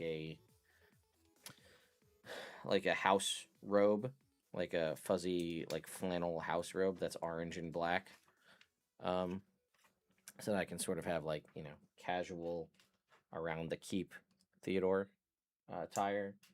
And I was gonna get like a like Hawaiian, like a nice orange Hawaiian shirt and pair of trunks, so I could have like a beach Theodore as well. I don't know. I'm just silly, and that's what it comes down to. So, but yeah, Theodore the Ghostbuster could also be kind of funny. I mean, technically, right, he was a monster hunter with Isaiah for all those years, so it's more than reasonable that at some point they encountered a ghost or several ghosts, poltergeists, and the like. So, having a Proton Pack isn't out of the realm of possibility. Or, some sort of ghost containment device, as it were. Let's see. I had 4... Yeah, me and all of my groomsmen... I'll pull up a picture when I'm done building this. But me and all of my groomsmen wore proton packs. Like, you know how after you get married and you walk out, and then like everybody kind of matriculates out from where like the ceremony was, and they all come inside, and the DJ makes the announcement, and he's like, "Yeah, for the first time ever, announcing blah blah blah," like that. Um, it's upside down. I guess so. Weird. Good choice to put these bricks upside down like this, but yeah, when we got announced and came in, after, with the DJ announcement, we all had proton packs on. Me and my 3 groomsmen all had proton packs on, and my sister came out. She was wearing, like the belt with the trap and the PKE meter and all that stuff. And then, my brother-in-law at the time dressed up in like a big inflatable Slimer costume, and then we chased him out of the wedding. So, yeah, because I am a giant nerd, and my wife is a saint, and lets me do stupid shit like this, and get away with it. So, no complaints. 10 out of 10.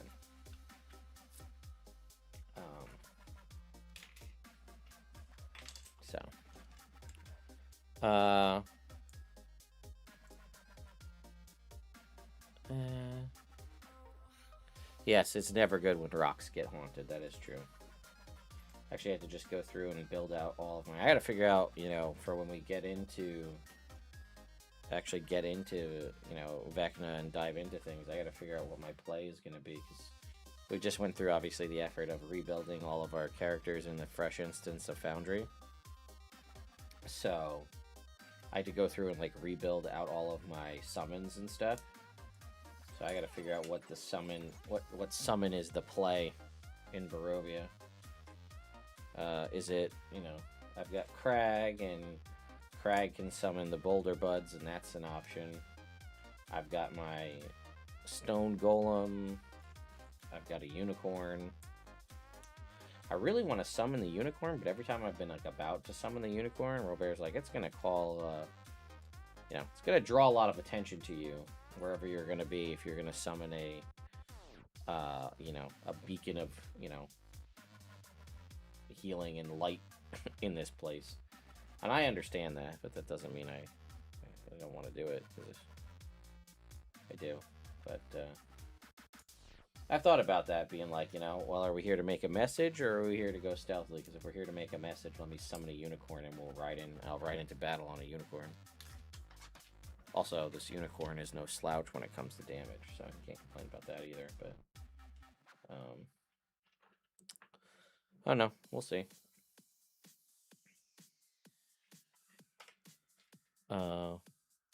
Your level of nerd is truly magnificent. Oh, well, like they said, behind every nerd there is a somewhat normal person who's willing to let them get away with all this nonsense, and that is definitely Claire. She has been more than fair to let me get away with all of the nonsense that she does, so, yeah, I'm a lucky guy. But yes, also everybody that went to our wedding and stuff, they had nothing but good things to say about it. In fact, some of the the people that were working as bartenders and stuff work at one of our local radio stations, and they were like, yeah, so is that the next day they were like, I was at this wedding over the weekend, and then they went on about how fun and also silly our wedding was, because of the Ghostbuster aspect and stuff. Never seen that before at a wedding, which I thought was really funny. I had a good time, man. I had a real good time. I was the drunkest I've ever been at that wedding, let me tell you. It's just sitting there that can't be right.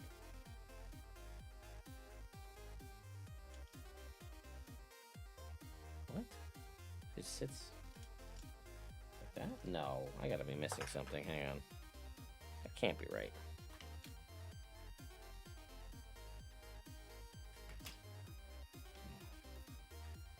Okay.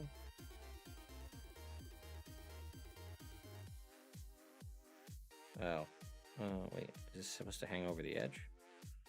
It is. Okay. Maybe that's the trick. This hangs over the edge by one.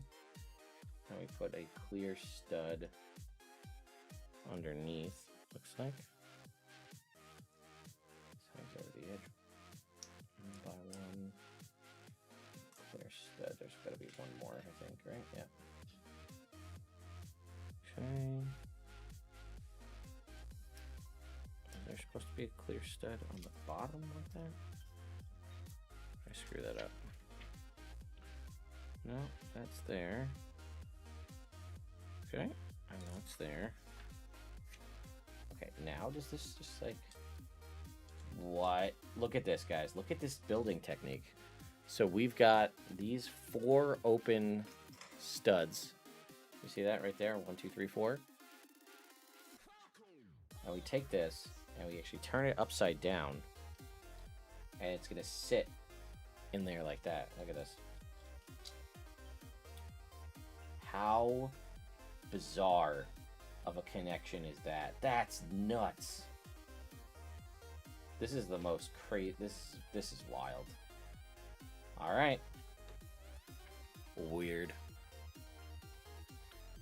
Yeah, is the third display case supposed to match the other two? No, because you're supposed to do, like... This one's supposed to go in, like, the middle. So you have, like, 2 larger display cases. And one that's, like, more squat, you know, to kind of, like, offset things.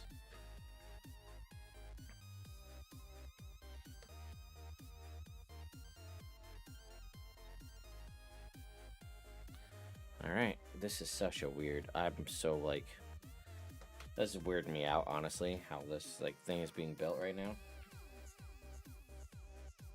Okay, this sits on here like this. Here with this piece. Then we have 2 black studs and 1. We have a clear stud floating around. I'm missing it. Or is it one that has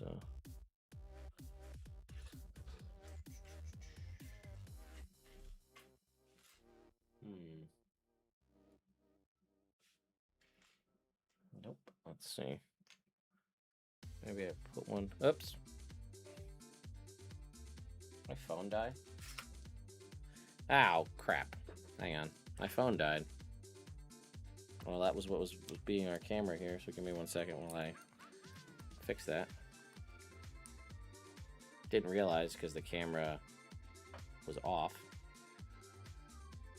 I had it plugged in, but I thought that would have charged it, but I guess not. Drawing too much energy. Well, in the meantime, I will try to... I know, we're like right at the...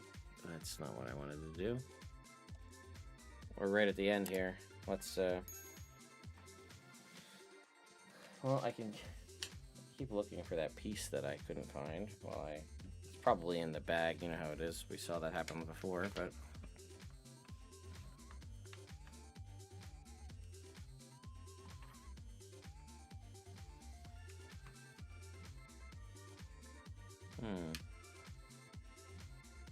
Oh, you know what?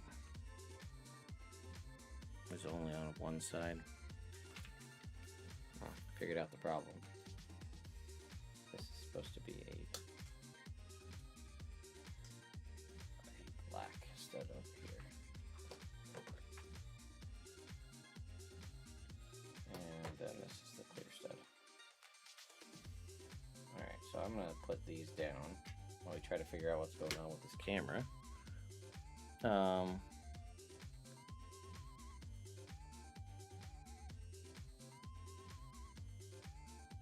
Yeah, they're making new blocks to flip bricks upside down. No, it literally, like, the phone was at, like, 20%, like, or so. But I had it plugged in, but I guess it wasn't a, like, strong enough cable to provide enough power to it. So it died, which is annoying.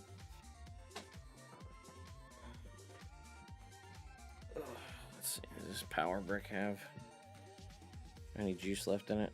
So we might just be able to do this. Yeah.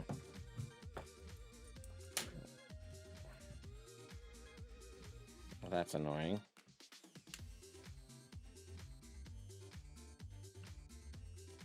Alright, so we'll let this charge up a little bit while we get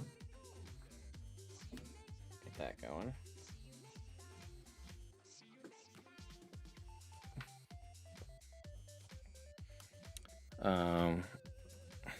I know. We're so 1.4 more rocks. Yeah, I mean, we've got like this chunk for the rhodochrosite, which is like, I don't know, 3 or 4 more pages maybe. Then we move on to the amethyst geode. So I guess yeah.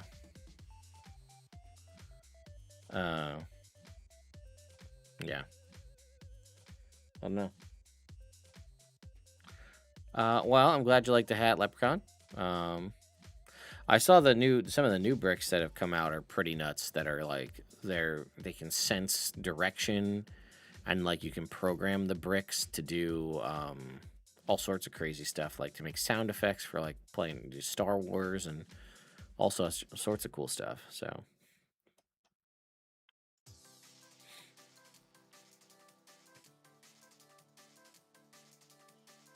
Alright, the phone's now at 1% battery, so we can give it a little bit more. And then try to turn it on. Yeah, the program bricks, that's what they're called. Yep. Or they can do all sorts of like cool sound effects and movement and all that nonsense, which is really, really cool. I'm surprised it took this long, to be honest.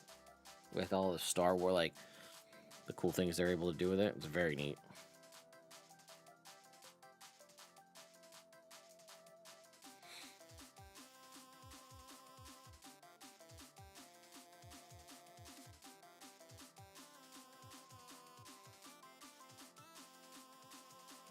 Yeah, they were all, was it CES or C2E2? One of those like computer electronic. Actually, it's probably CES, right? Computer electronics show. That is very cool to see those.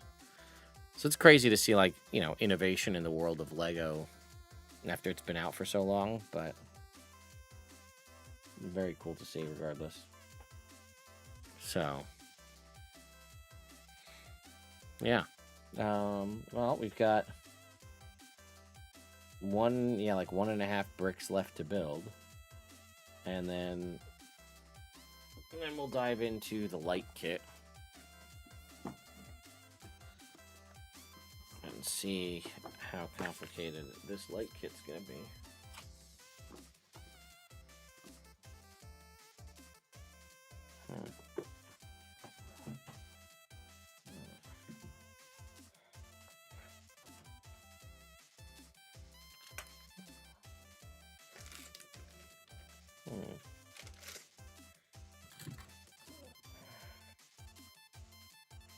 Somewhere around here I have a knife to cut this.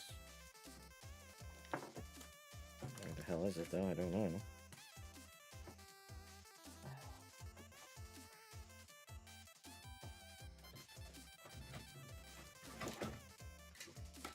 Too much shit on my desk. Well, that'll be part of the fun of moving, as I get to clean up all this shit. Be able to find all my stuff again. Only to lose it all after I move and then try to find it again, you know?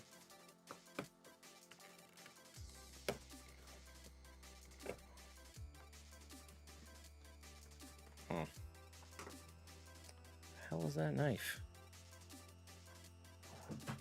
It sat in this drawer for like 8 years.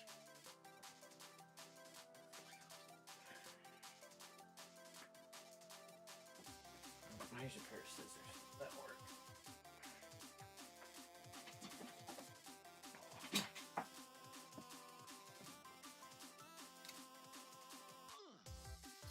open up the light kit while we let the phone charge up a little bit.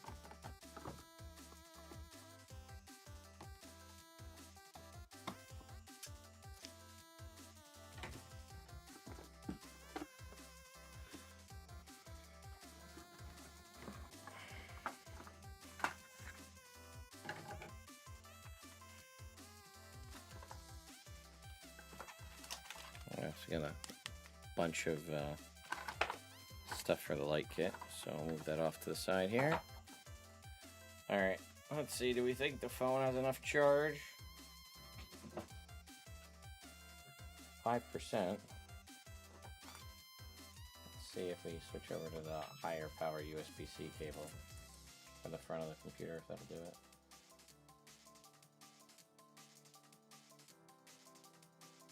Turning on the phone now.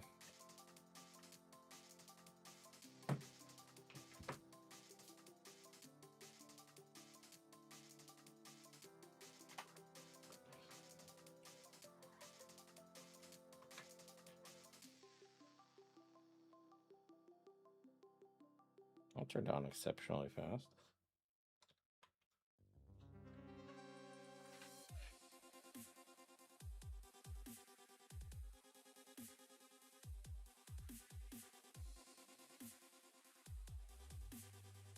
All right, well, we might be back in business, folks. Let's see.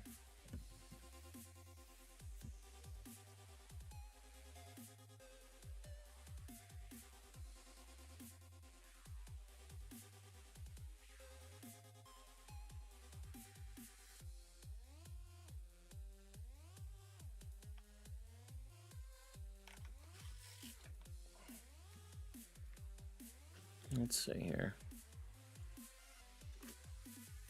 All right, we're back in business.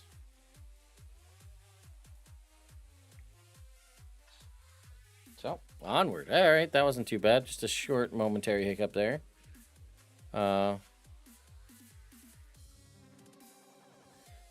Still in shock at how much coast we got on the North Carolina coast. I think we're up to 9 inches. Yeah, my nephew is in North Carolina, and I think he said his school was shut down like 3 days this week for a couple inches of snow. But that seems very foreign to me because I went to school in central New York. We used to go to have class when you'd have feet of snow and they'd still send us to class. It wasn't until we got a superintendent who moved up from New York City that classes actually started to get canceled due to the weather. Alright, this slots in right here. We have one more of these upside down right here. Okay. Angle that.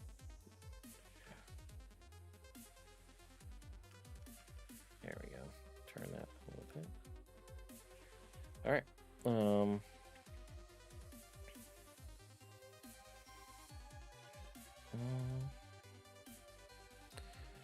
Okay. All right. That's it for this page. Are we moving on to the red pieces yet? Oh, we're starting. Red pieces are starting here in just a sec. Okay. Attach this. This one goes right here. Open in. Okay. First red piece going on. Just gonna go right here. Then we gotta add in all these weird posts. Goes right here.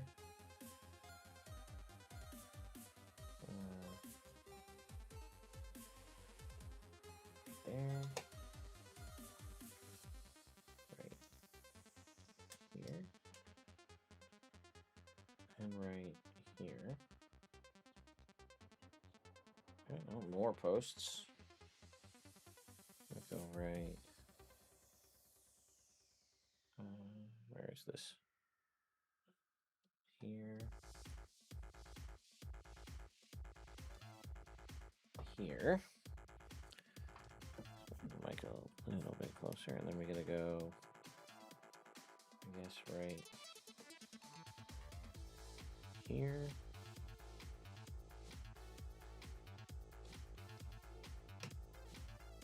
And then right here. That piece in there. Let's see. Come on.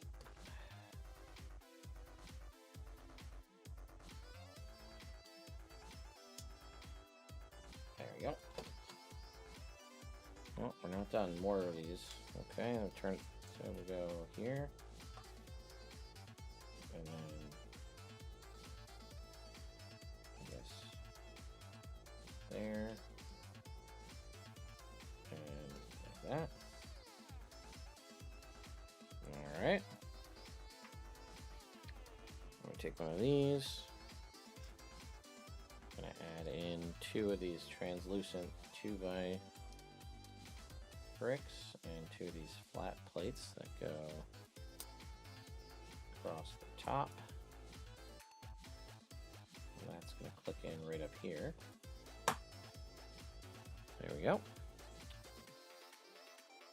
This is the only... Yeah, I guess this goes here. Like that. Then we take this one and we're going to put more Are they going? Nope, they're going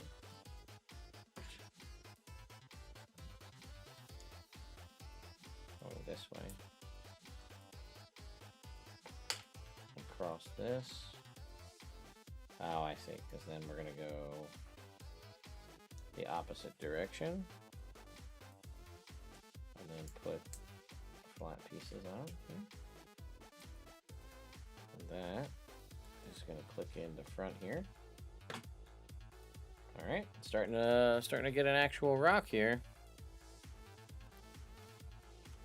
Snow, what is that?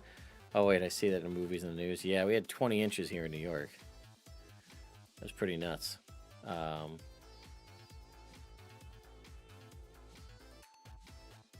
Yeah, snow is a necessity and a burden. Yeah.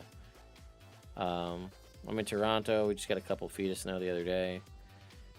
Yeah. It doesn't matter whether it's Celsius or Fahrenheit. Accurate. Yeah, we're at that point right now where it's like we're in the, we're negative no matter where, what metric or what system of measurement you're using. So, yeah, it is very cold. I'm very excited for it to get up to 30 degrees Fahrenheit next week. What a sauna I'll have, This goes here. The last piece goes right on here like that. So we got a little square. And I guess we're just going to cover up the top like this. This goes across. Oh, and that, see, it's got the hole in the middle because it sits right on this stud right here. Maybe get it to even out.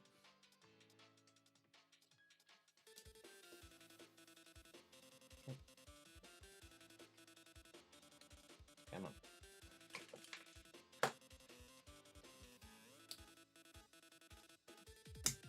There we go.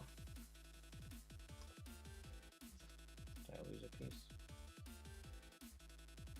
I might have. I think, that might complete this thing. I thought for sure we were gonna like stick something on these pieces, these like clear pieces that are sticking out all over the place. But I guess not. Oh, there's one that was right here.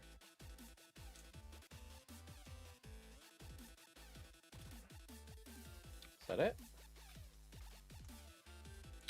Yeah, that's our rotocrocite. Alright. That goes down there. Alright, on to the final piece. This is our amethyst geode.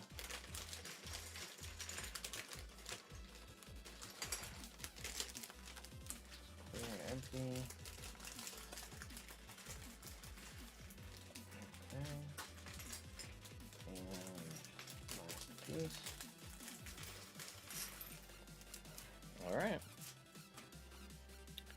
It was 89 degrees where I live yesterday. Yeah, it must be nice.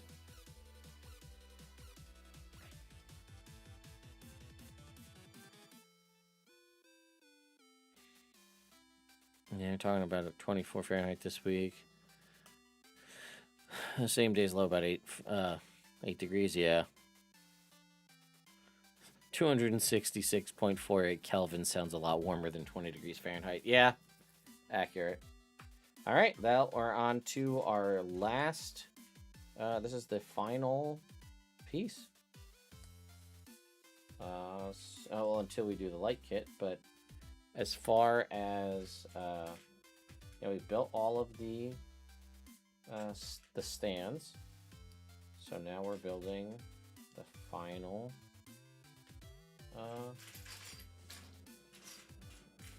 piece. So I think we take this, the last yellow piece on top here.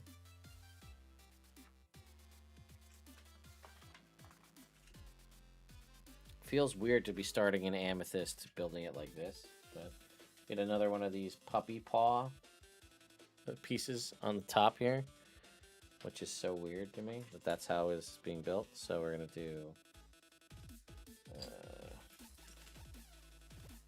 this and then this. Okay. Oh, weird. We're building this one sideways.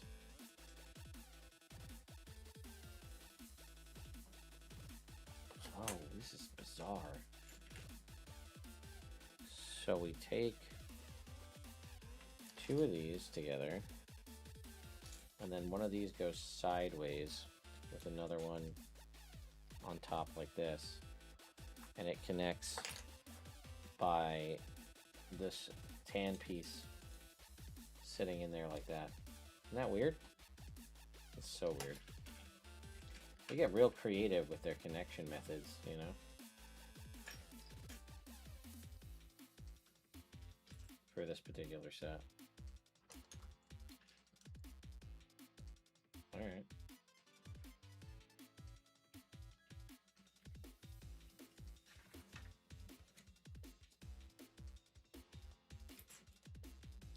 So we go pink. Sorry, bright purple. And then this. Okay. That's the basis for our amethyst geode.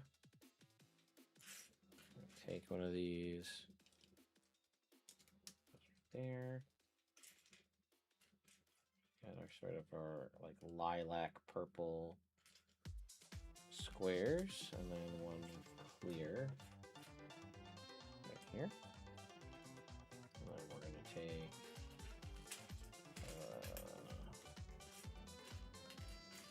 where is it? Here we go. This goes right here. And we've got some of these pink translucent studs on either side. At the bottom. Alright, and then we've got some translucent purple slope pieces down the end here. Alright. More translucent purple slopes. One's going this way. Back this direction. And then this direction. Well, it's going to be a lot of translucent purple. Almost lost that one. Translucent purple slopes for this one. I guess that makes sense for amethyst. Okay, then we go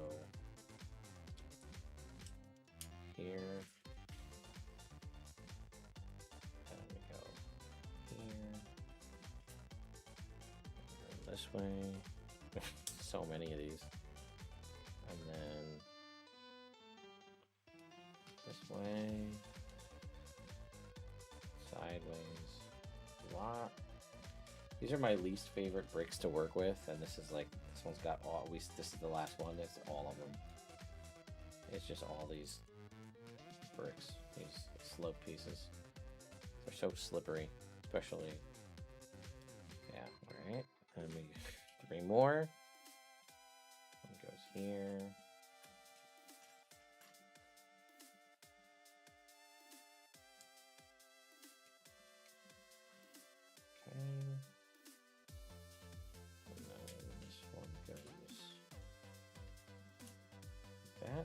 Okay, that's... Alright, next page. Oh, look. More translucent purple slopes. Shocker.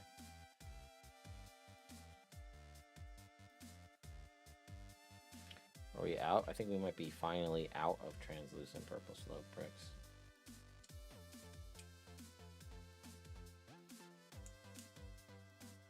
Push this all down. Okay. Oh, great.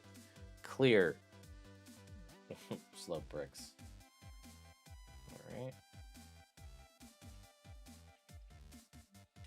Let's see. Where are you? There we go.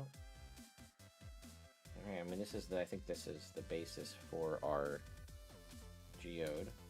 You know, like that. All right. Now we're building something else with these gray bricks. All right. This is wild to do this for a purple gem, to have this weird like set of Christmas bricks like this. Look at that. Somehow this is gonna be an amethyst geode. Doesn't feel like it makes a lot of sense to me. But all right.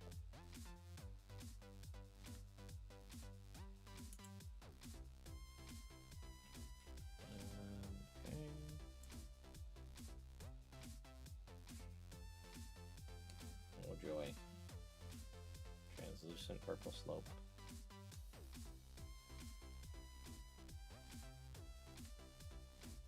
Okay. Here.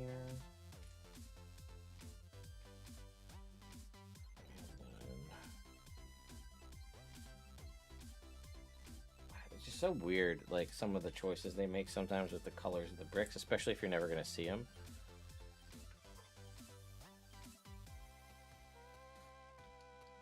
Go.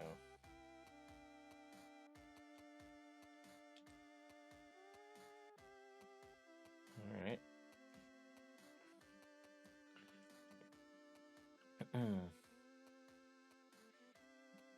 Oh boy, hang on.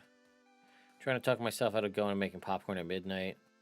Midnight popcorn sounds like an extremely adult thing to do. Yeah, I mean, what's at emergency ice cream? Yeah, I mean, I like the Ghostbuster Lego and the DeLorean 2 Lego. Best one is Batman 89 Batwing. I have the Ecto 1 Lego. And I haven't built it, but I have the Ghostbusters Firehouse. It's just in the box. I haven't opened it yet.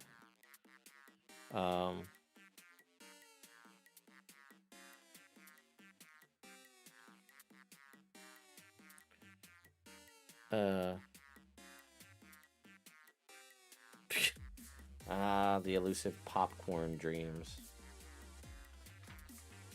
Alright. Oh, you know what? I didn't even do this because I'm a dummy. That's not what I wanted to do. Why is that like that?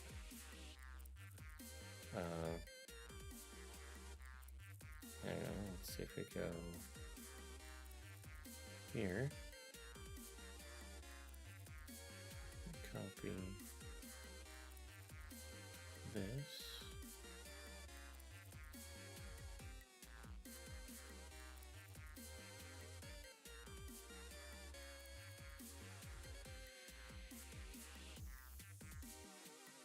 Work. There we go.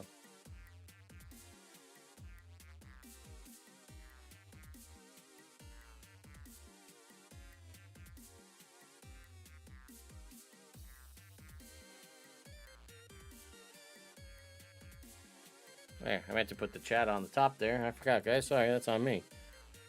My bad. Sorry, guys. I totally spaced on that. I didn't realize I didn't have it on. There you go. Now everybody can see what everybody's saying.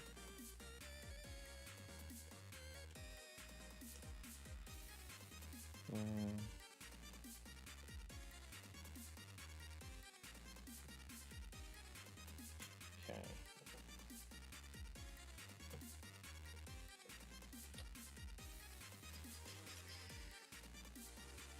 So we have the puppy dog thing, and then we just cover it up anyway. Isn't that kind of silly?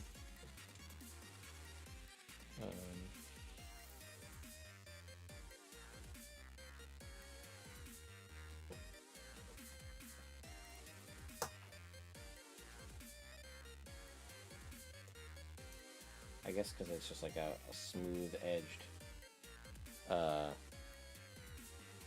gold looking piece.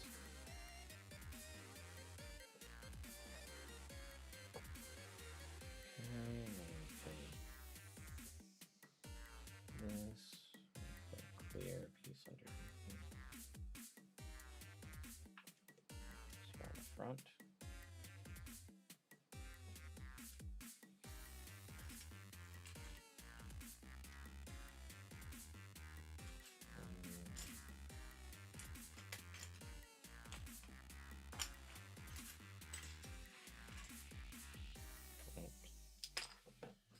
Get back. Where'd that go?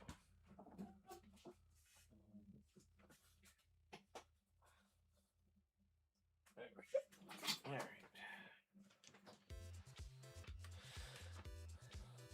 There we go. This goes here.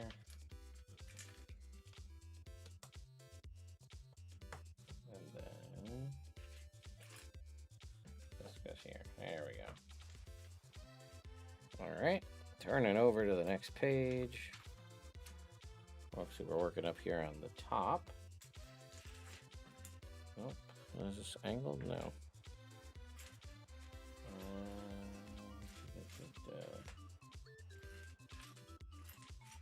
There we go. This goes up here. Then we have a single kind of piece like that. Right here. So much work on the back side of this this geode that you're likely really never going to see. I guess, you know, attention to detail is important, so good job on you, Lego.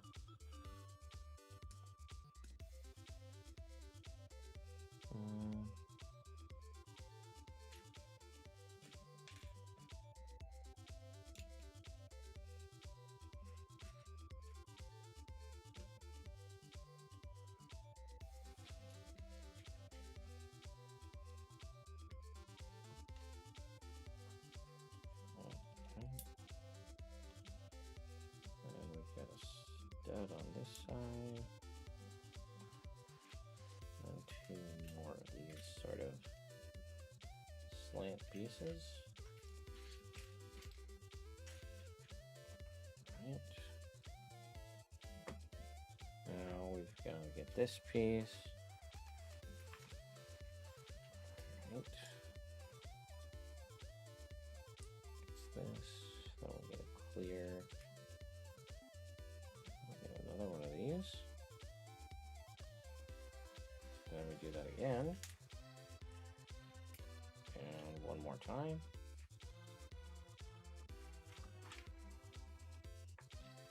And once again. Well, and here comes our great pink. Alright, we got our clips over here.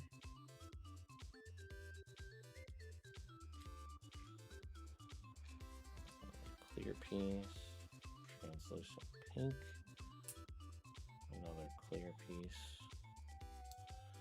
What is that? Just gray? Yep, just gray. Alright. Oh boy, my favorite. Slope pieces. A bunch of them.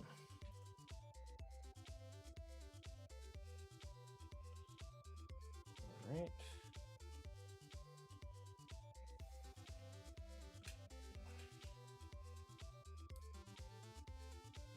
This one goes right here.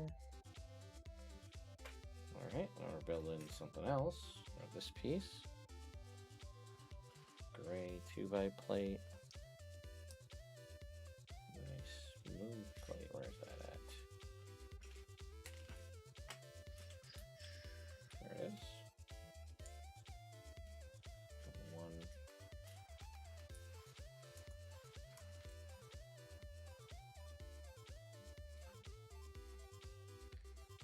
Alright. Whatever this is. There's immaculate vibes. You love this so much. All right, hey, I can live with that. Chiptune music and Legos, man. What are you gonna do, right? Okay. Sometimes you just need to just relax and, you know, disconnect your brain. Don't think too hard. And that's kind of how I'm feeling right now. So, oh, no, this clicks in like this. Look at this connection here. Funky.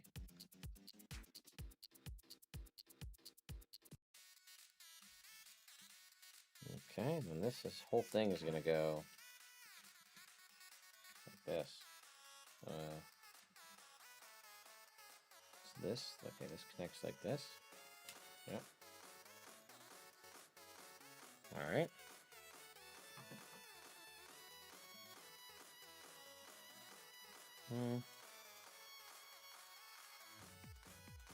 All right. Hey, listen, I'm glad the Lego stream's coming at a time where everybody can hang out and just chill.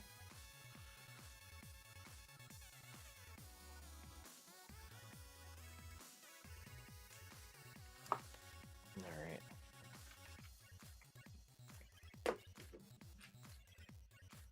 Okay, so what's next? This weird piece. This one. Flip it over. This guy right here. Oh, this is another weird looking piece too, huh? It goes that, I think. Nope. Other side. Gray stud right here, and then this one goes.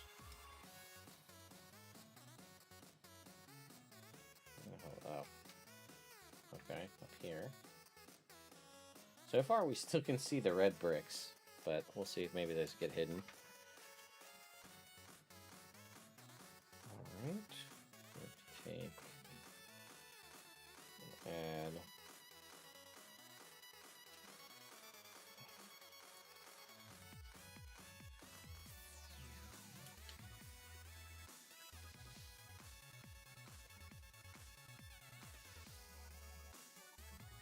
This goes right in there like that. And then we get one of these sort of corner pieces. Ah, there we go. Now we're hiding the, finally hiding the red brick there.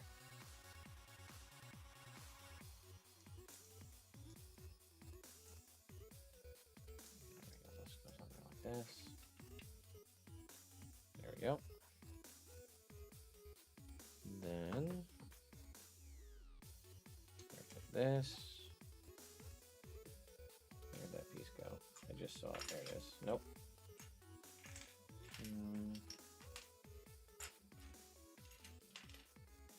There it is. Okay. So it goes like this. And this goes like this. Which goes right here. Okay. And we take this piece, orient it like this. We get a stud here, one of these little flat pieces. It goes right here on the outside. Another one of these.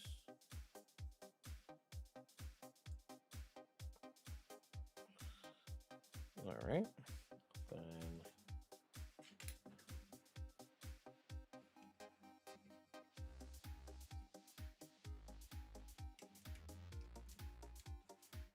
okay, I think that side's done. I think we're just going to replicate the exact same thing on the other side here.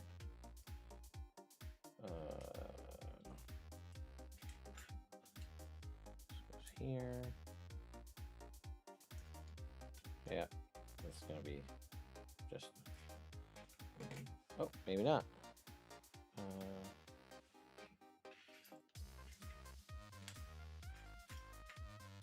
Oh, no, well, that is going to be the same thing, I think.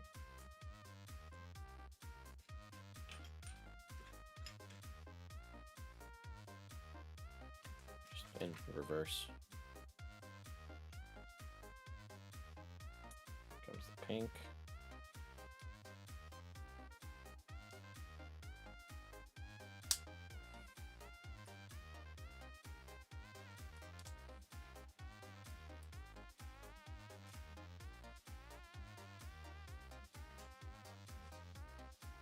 I wonder, like, how they go about coming up with the different attachment techniques for some of these bricks, because, like, we're definitely going into the territory of techniques that I've never would have considered with some of these, like, clip pieces and stuff. And it's just like, how do you decide, like, what's the best attachment method for some of these, you know?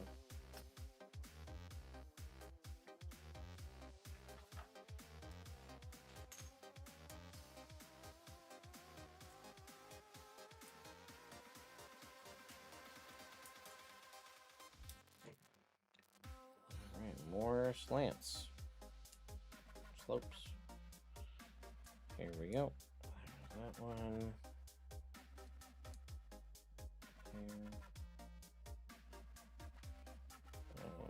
Oops. Where's this one go? This one.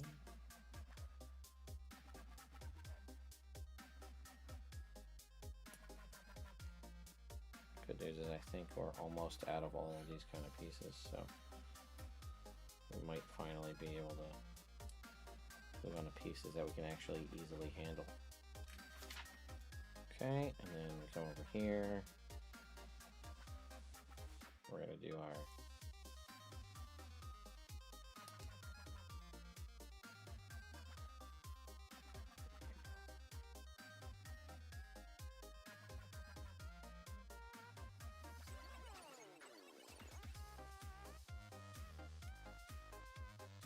do that backwards.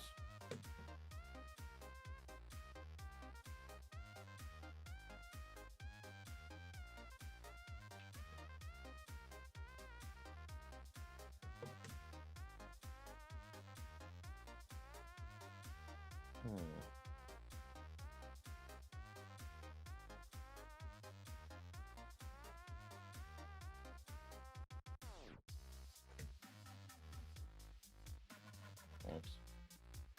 This is upside down. That's really okay. I guess that's why you do it that way, because this attachment is exceptionally strong.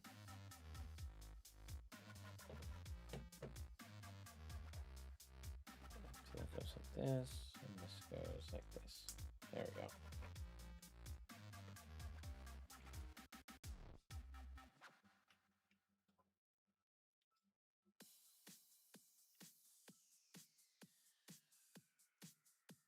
Okay, yeah, look at that. Now it's starting to actually really fill out here. Okay.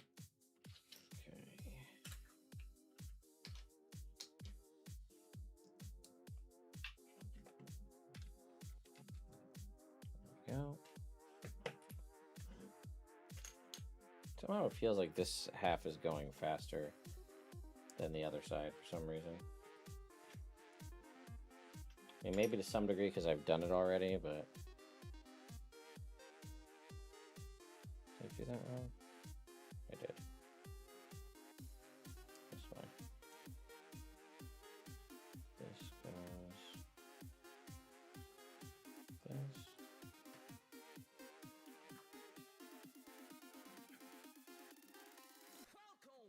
Alright.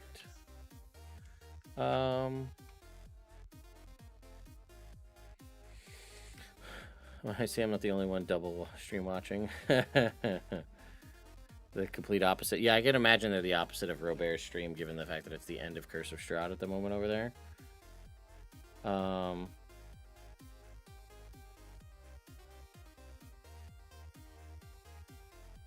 Yeah, wishes not the territory you want to be in, but that might be where they're at, depending on what's going on story-wise. So,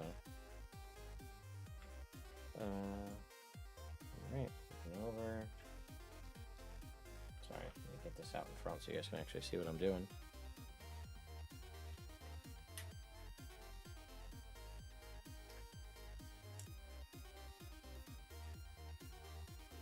Okay.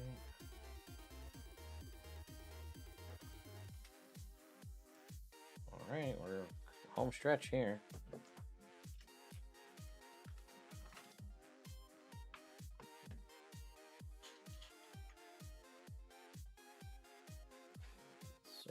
This goes this. And then here, okay, the stud that goes right here. Goes right there. This goes right here. Stud. Goes right there.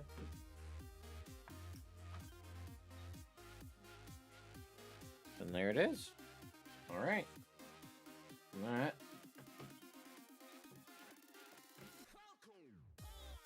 There we have it.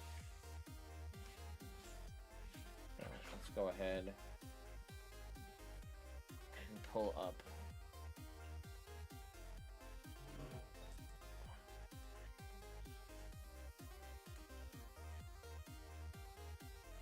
So, there we have our complete Lego Ideas mineral set. 3 out of 3 shells, 6 out of 6 rocks, but as promised, we're not stopping here.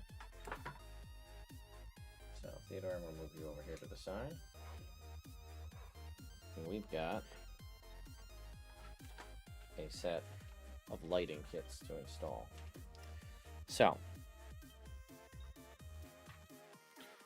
let's see what we need to do.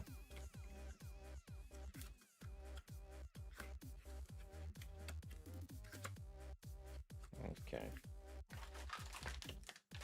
Well, first of all, I'm going to need to use my other phone so that we can pull up the instructions because they're all QR coded, and I'm using my phone to be the camera here, so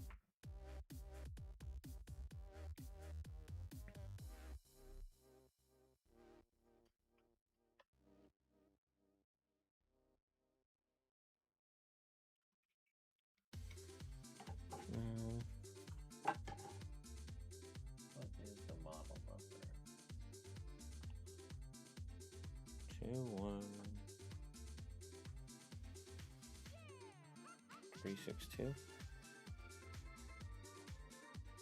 This is what? Which one of these? P.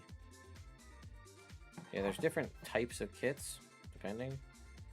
So this is P. Zero. This one here. Okay.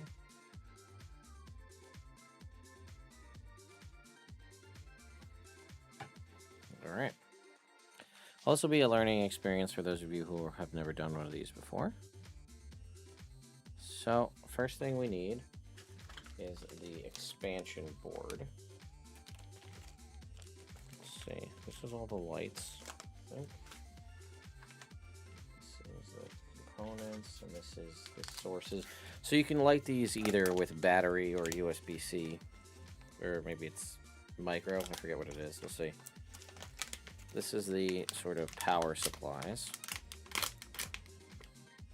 Oh, yeah, USB-A. So you plug it into your computer. Or you can use... Oh, Jesus, sorry. You can use like a battery pack. Like this. This is, I think, 2 AA batteries. That'll work. Or you can use... let me open this one up here. You can use like a USB-A. So, you know, just plug this into the computer. This goes into the board. Alright, let's go ahead and open this up.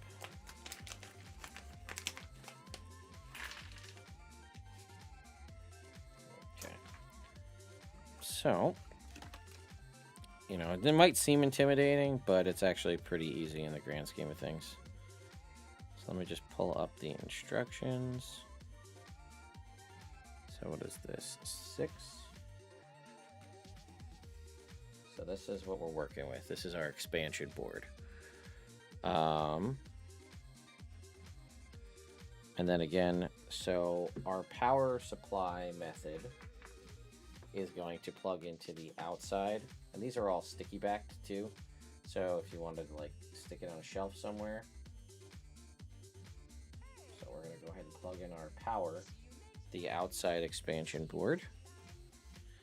And like we can actually, you know what we can do for the purposes of this, which is actually kind of cool because we happen to have one because we were using it to charge the phone.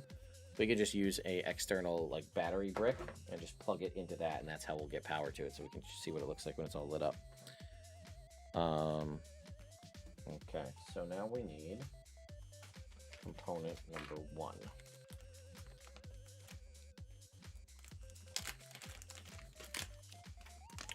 Which looks like this.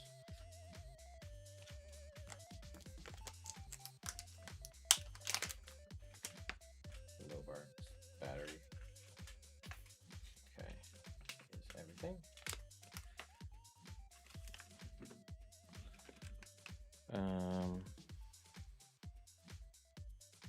Let's see here. Okay. So what are we taking? Which one are we doing? So first up is going to be our fluorite. So, for starters, we're going to, let's restart our music here. We are going to pop off these 2 pieces. All right, those come off. Then, we are going to remove this whole piece off the side.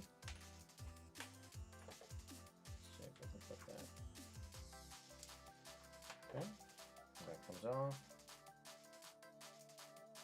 and yeah, looks like we're good with that. Okay, I guess we weren't using, I thought we were using string 1, but I guess that was just telling us how it works. We are looking for, is it bag 6 now? Let's see here.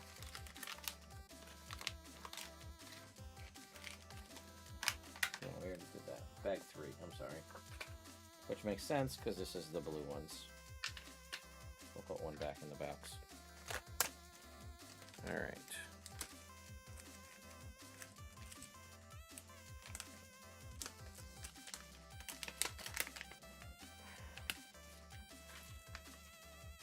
Okay, so remove the lights from the bag. Take out the disassembled building blocks. Okay, that didn't help me at all.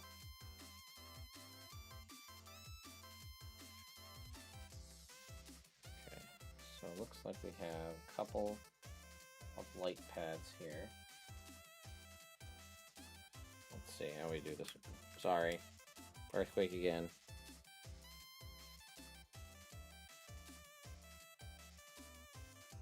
Alright, so we're actually going to take, these wires are very bendable, so we're actually going to put this wire in here like this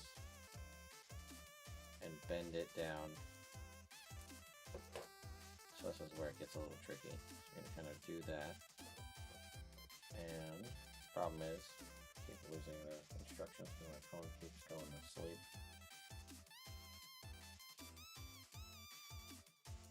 Alright, this sits right like that. And then we're going to take our green piece right here and we're going to reassemble. So we're going to hold the wire where it's supposed to be, like that. See how that is inside there? And the wire, oh no, I'm just going to push that. They also do come with a pair of tweezers. I'm going to bend that into place That'll sit right there. Let's see. So now that we've installed that, what else are we going to do? We're going to reassemble completely. Okay. That's in. Looks like we're going to install another one along the bottom over here. I think that's it.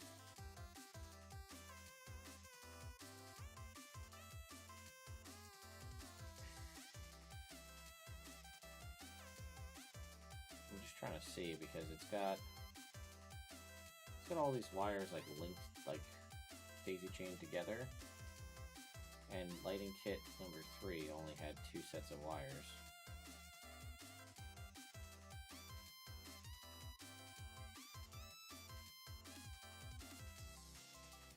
Yeah, this is so bizarre.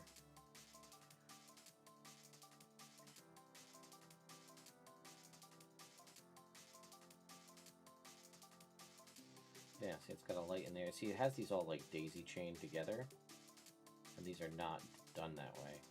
See that? Remove the string lights from bag 3. Yeah, undo the zip ties. There are no zip ties. I wonder if we got a different kit than what I'm looking at. Because some of these are multiple lights strung together like that. This is not the kit. See, like these are multiple lights strung together. Unless it's supposed to be this one. This has a zip tie on it. Maybe this is the one we're supposed to do, and it was just the labels were wrong. Yep, it's this one. See that? See how it has all these different lights? That's what we were just looking at in the instructions. It's all these that are strung together. Okay. No, that's fine. I'll just remove this. Oh my god, I'm sorry. I'm just knocking the hell out of this camera now. I didn't do that the entire time I built all those bricks, and now I'm just knocking this thing all over the place. Yeah, okay, this is definitely the one. So, first light goes here. And then we reassemble.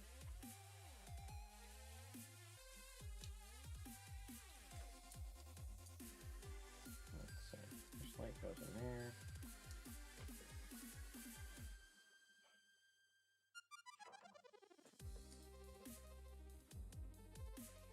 Comes on the bottom there. That's locked in place. Alright, now I think the next light, we're gonna... It's so weird that it said to use bag 3 and it's just not bag 3. Okay, so then this one goes right here.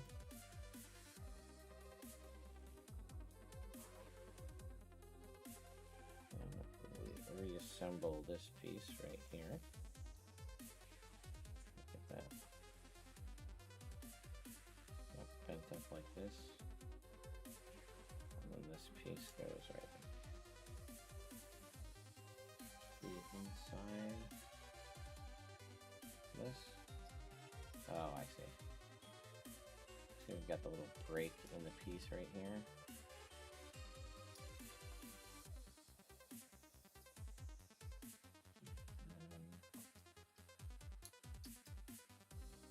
Well.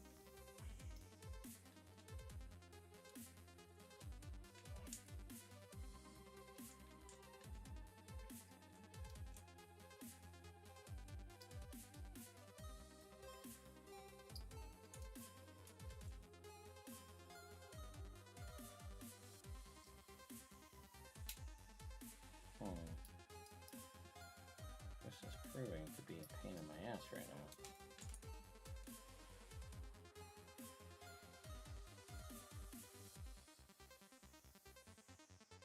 Okay, it wants it all the way out on the outside like this. And then let's see if we can get this piece to go. Yeah, okay. I see. It's supposed to be more inside, I think. Get it to get up in there.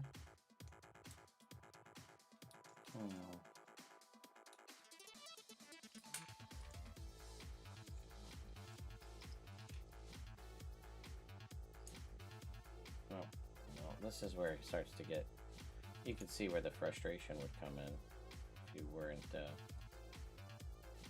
And also, you know, there's the frustration of doing this on stream at the same time, which is not making this go any easier for me, but that's what I chose to do, so this is how it's going to be. That was right there, too.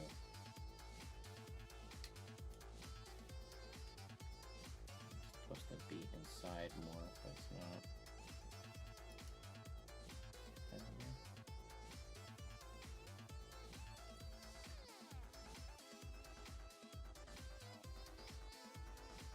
Promise you, these usually aren't that difficult, but I've never done ones where they're like all daisy chained like this. Which is definitely proving to make this a little bit more of a challenge.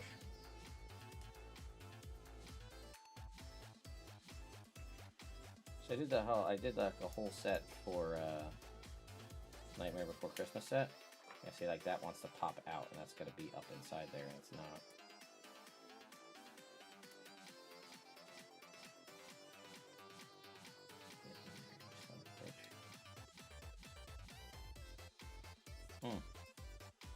Yeah, this is proving to be quite difficult.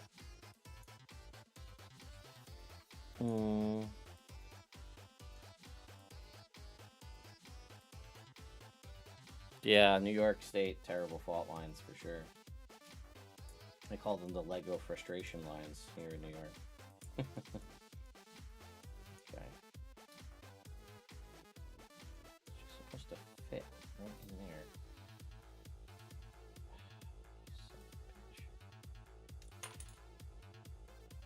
Okay, got that one in. Now we can just slot that back up where it's supposed to be.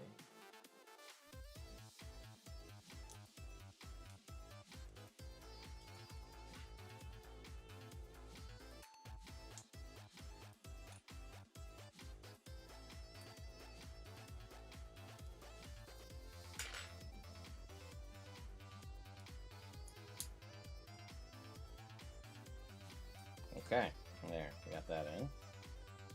Now I gotta figure out where this next one goes. Okay, put that piece on. Then we put this back on, it looks like. Okay. That goes back on. Oh, and then we put this back on. There. That's reassembled.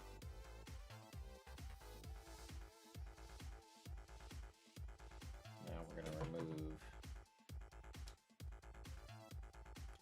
that. Okay. And we're going to pop off. Oops. That.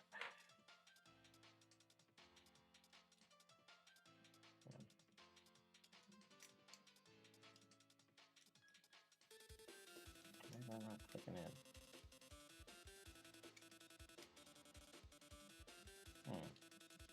Yeah, it's on there. Okay, so now, oh, well, we're gonna take that off anyway. How about that? This piece, this looks like it stays on though. All right. Nope, I lied. That piece comes off too. Alright, now where do we thread this? Ah! So then we go, what is it? 1, 2. This third piece, this third light, goes in here. Like this.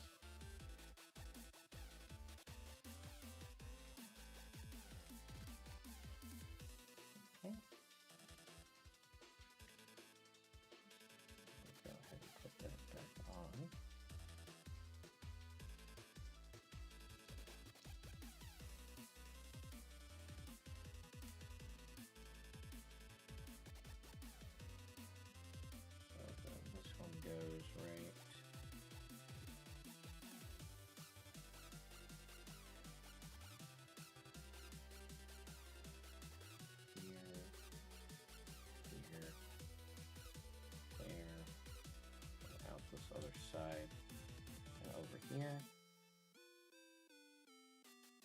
then,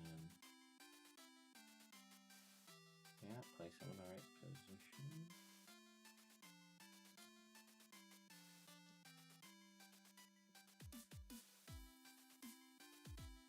Some of that's not even possible, but all right.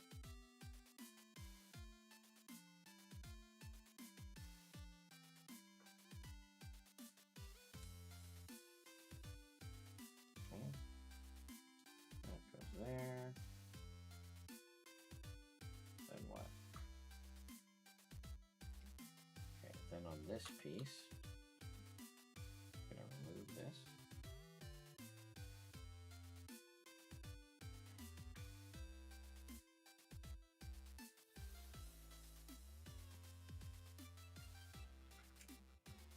We're gonna take these clear pieces that they gave us. We're gonna replace them with these clear pieces. Then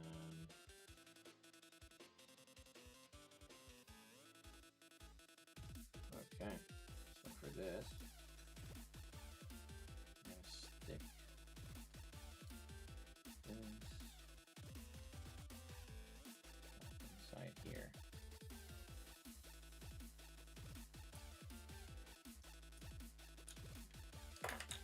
Damn it.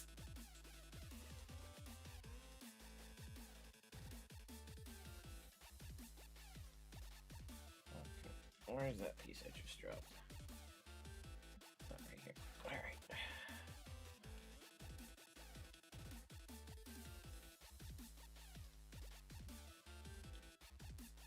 Okay, that's in. That's in. That piece is back on. This piece is supposed to go right here. Put this down. Damn it.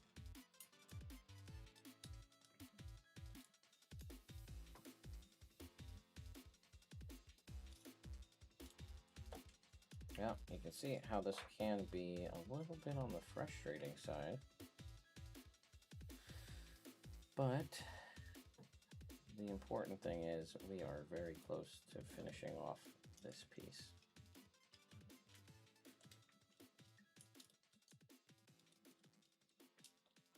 Just clips them right here.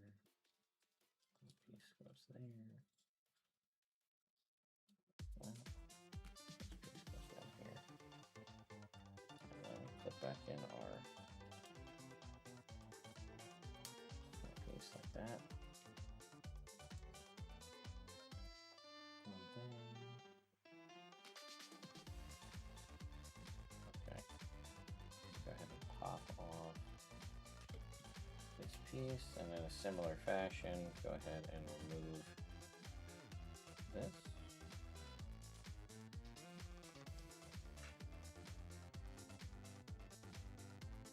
And pop on this other clear set of plates here. And we're basically going to repeat.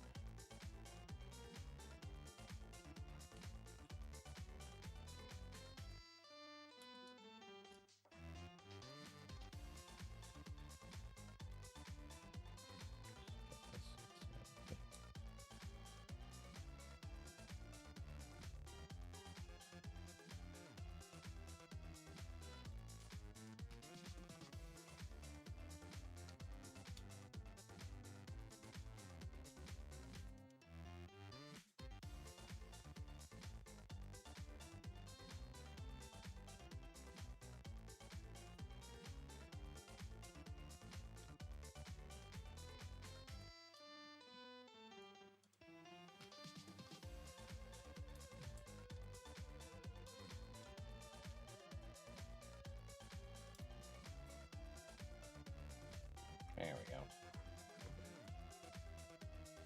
And then I think we've got one more piece left to do. Right?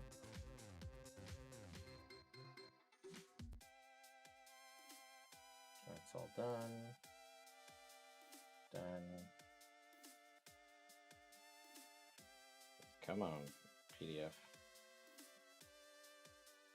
Put that in.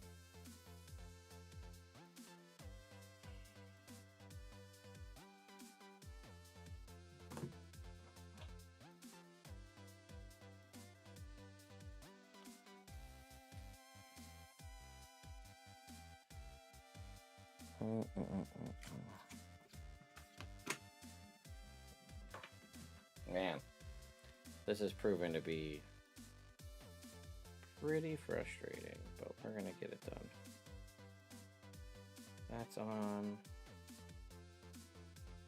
This goes what way in the front? It goes like.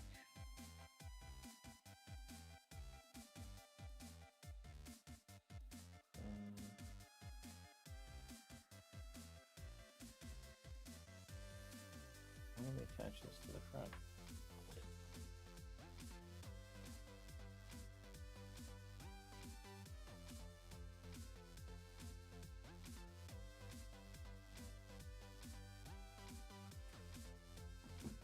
Well, I forgot how we attach this. Yeah, if they take 20 minutes each, we're gonna be here for a while. You're not kidding.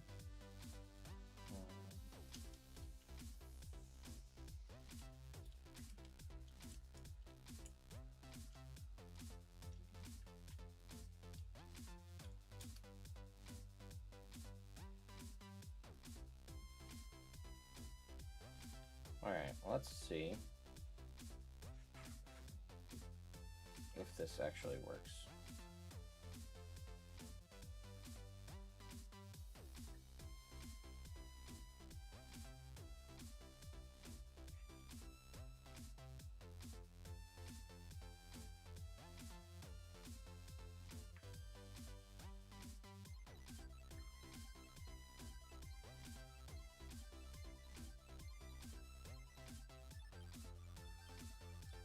Get these plugs going.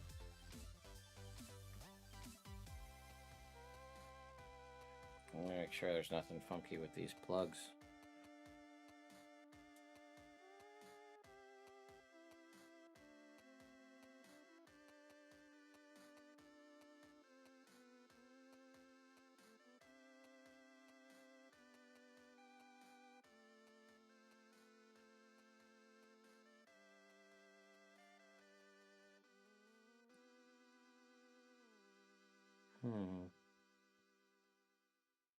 Let's just go to the end and see how we hook this up so we can get an idea.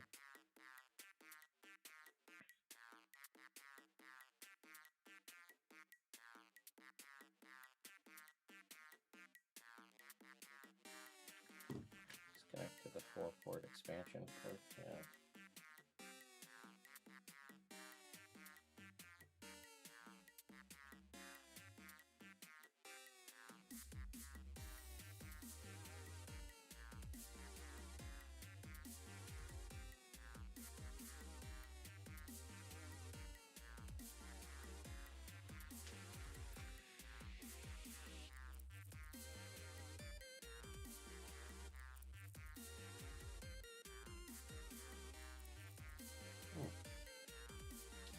Why do these not want to connect?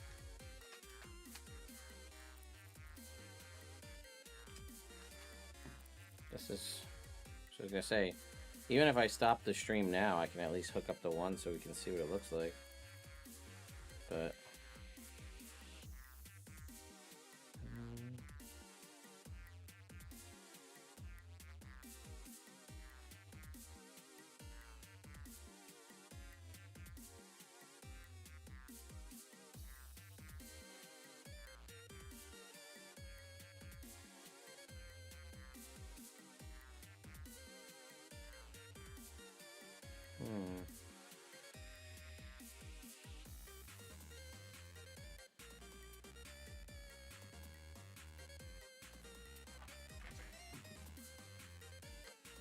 this one definitely has some extra degrees of components in it than previous, because I don't know why I can't get this one to connect.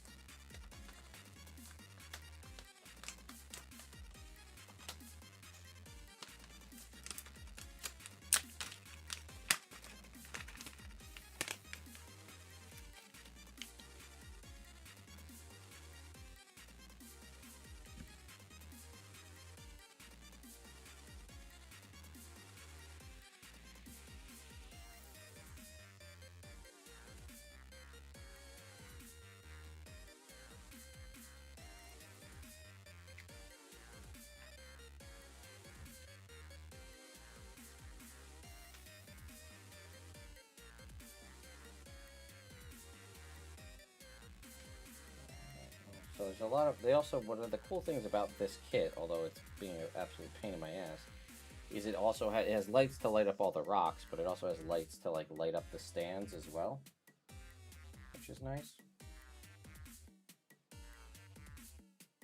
There we go. Let's see.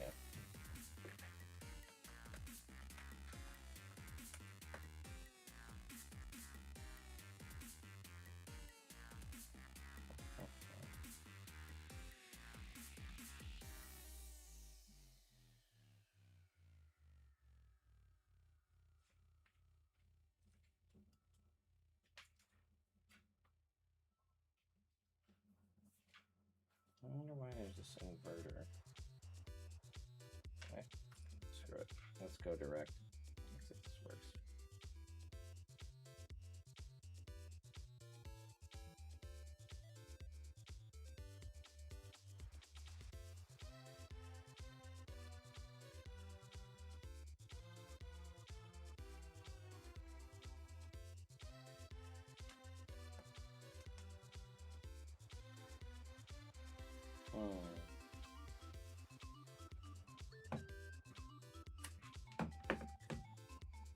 Let's see here.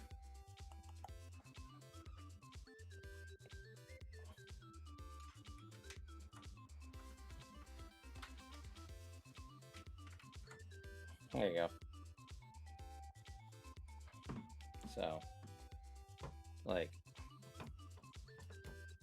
that's what it would look like. So, just giving you an idea of what we're talking about. So I realized, like, I struggled a little bit with that, but, like, that's what it's going to look like. Like, I mean, like, you get a green one, you basically could have a piece of kryptonite here. Like, yeah, it looks a lot, it's very blown out on the camera for sure. It looks a lot more subtle here. So, like, this one is particularly well thought out in that, like, it's got these. So, like, you can actually attach, so, like, these studs can plug in into the back here. So you can hide the wire, like, you know, you get this sitting, let's see, we get it sitting like that. So then you can, like, run the wire and then, like, do one of these. Or you can hide, you know, you plug the stud in like that. You get it plug in, maybe. So that the wire is kind of like out of the way, so you can't even really see that the wire is there now. And all of these little boards, these all have double sticky tape on the back, so you can peel these off and like stick them out of the way. So again, this one has lights for all the rocks, but it also has like ambient lighting. And see, like for this kit, for example, the lights are in the bricks. They're not like individual lights like we were just dealing with. These you can just like attach up underneath and stuff to expand the lighting situation.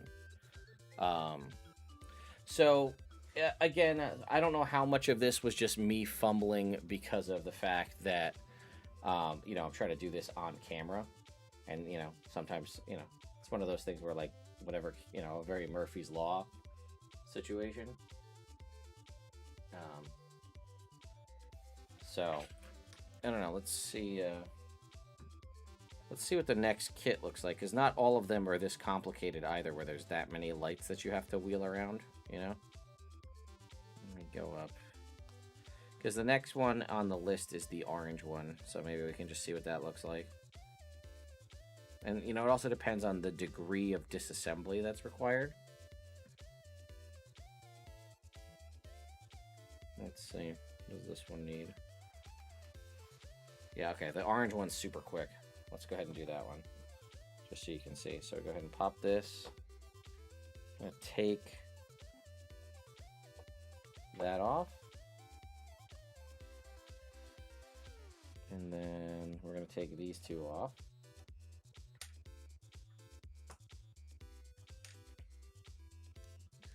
So we want lighting kit. Okay, so this is the one. We want this kit, which is just a couple of lights. So, okay, we weren't supposed to take off the underside here. Looks like these are supposed to stay in place.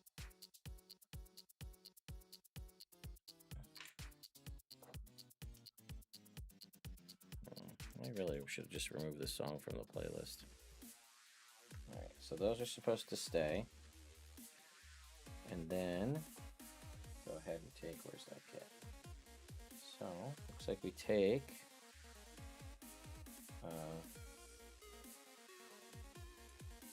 this orange brick that's let's see. This one's already pre-lit. So it's gonna go on there. You can get it to stick on there.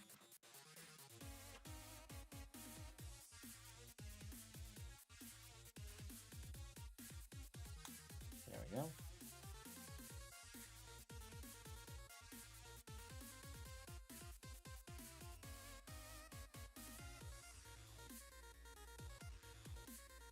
Let's see. How best do we want to? Just want to see what it's suggesting for folding the wires, because it's just the two bricks. So we want to have. Okay, we want. All right. So we actually want to undo this one. So we want to have it coming off of the back. So we want this one here. So we go ahead and attach that like that. Go ahead and attach. See, and you can get like really crazy about like hiding your wires and like, you know, bending them to fit in such a way so that like you don't see the wires at all. That one goes there. So then you would take this. That would go there.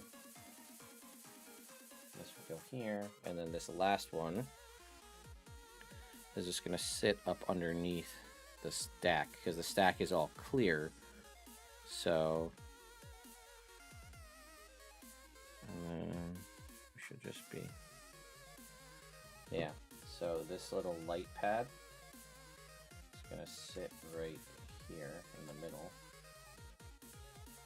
And that way when you go ahead and reattach this, just twist that so it sits flat.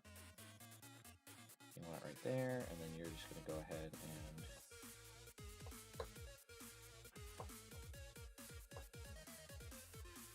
sit that in there.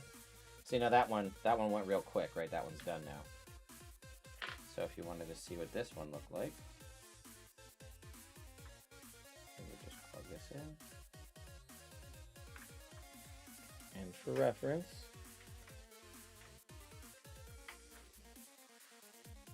there we go. All right.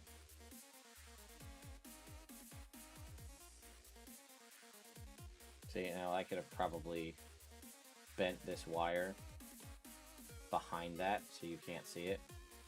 That's really what you should do, is like, so you've got this wire out here, you would lift this one up and bend the wire so it was hidden behind it, but there's the orange one. So like now I can plug in the blue one as well. And that's why you've got a couple of these like extra expansion boards, because you're going to basically run jumpers to the different expansions so you can have everything lit up.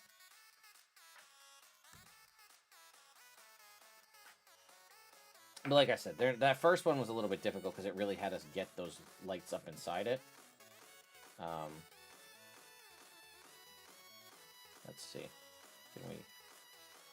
Yeah, see.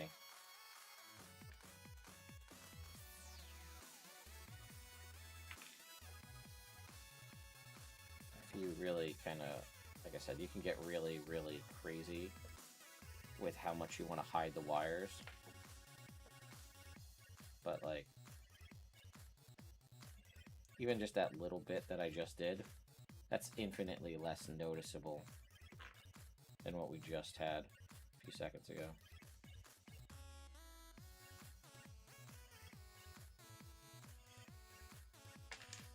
Also, for some of the other kits that I've done, like I've done it for, like I said, the Nightmare Before Christmas kit, most of these wires were black. So that helped to hide them. But if I were to, you know, put this one back in here, turn it like that.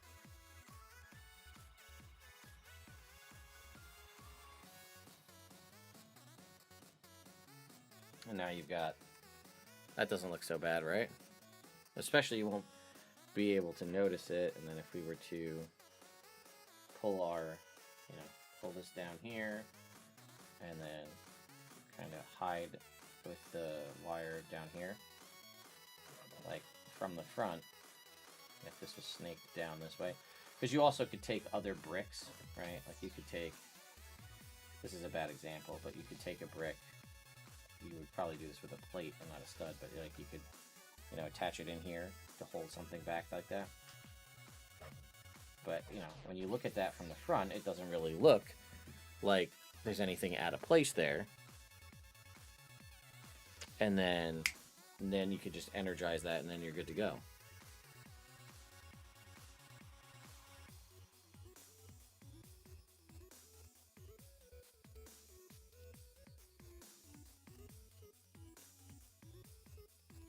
So, now, I'm pretty sure some of these other ones are going to be pretty substantially more involved. Like, I think this red one, because of just the way it's assembled.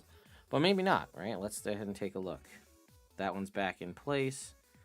For the red one, you're basically going to take off the entire upper, all the red pieces. And then, okay, so that one is...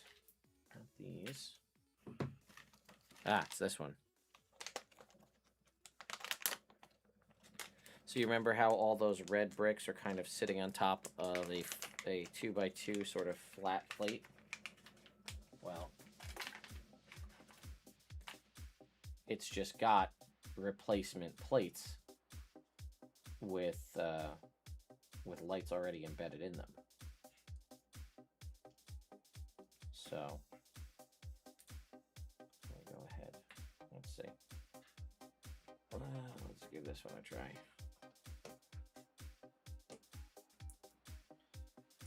So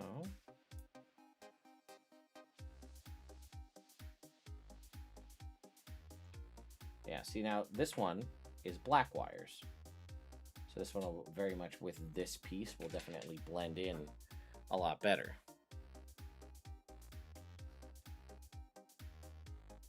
Honestly, I bet you the purple one's the most, because they're going to probably want to have you have it all inside in the back there. So let's see, we'll go ahead and pop off. Let's see, we actually only need the red pieces to be removed, so I can probably just pop that off.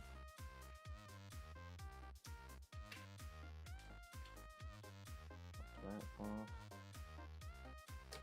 And that. Now, let's see what we're putting in places. We're going to go ahead, and it's going to go like this. So, the red one sat right here. Right, so you put the red one here. You put this light plate right there. You snake this around. You put this one. And again, you can really get through. I'm being very like quick, but you can really feed these around, like so that they're,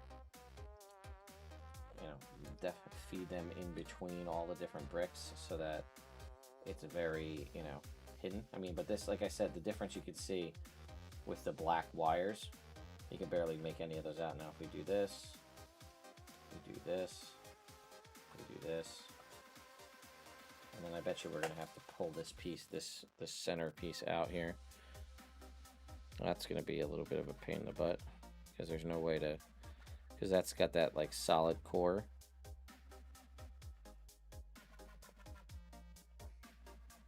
Yep.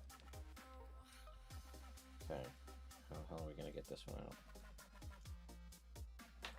I just have to do the sides.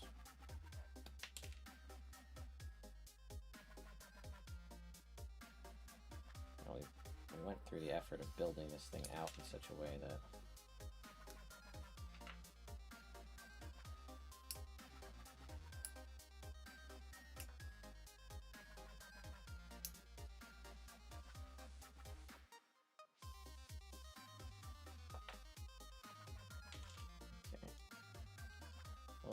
A little surgery there. A little surgical extraction. Alright, that's out. Now... Actually, looks like the red one is the easiest one of all.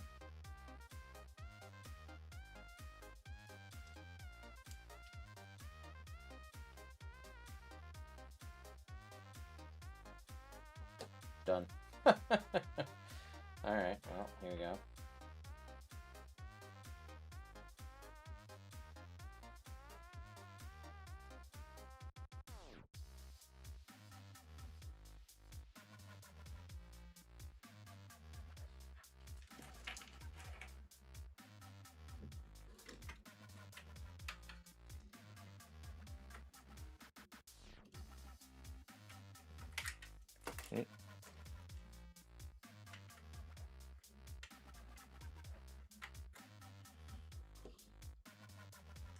There you go.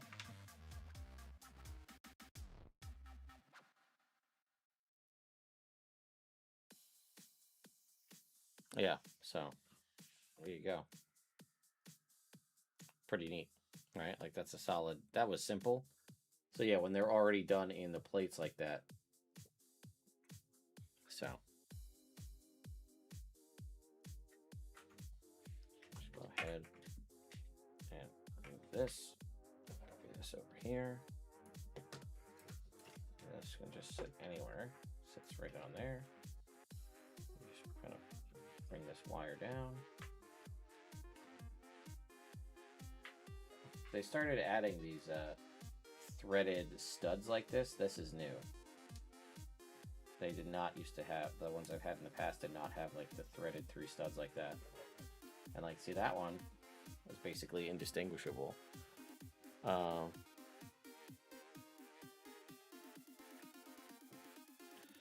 let's see what's next. Because if it's, you know, because that first one was a pain in the ass, but these next 2 were a joke. Comparatively. So what's next? Alright, amethyst is next. Yeah. This is like, the amethyst is like almost full disassembly because the amethyst is these. So basically what we need to do is we need to get inside here. And I think remove the 2 pink long pieces that are there, and we're going to replace them with these 2 clear bricks on either side so that it shines out into the middle, I believe.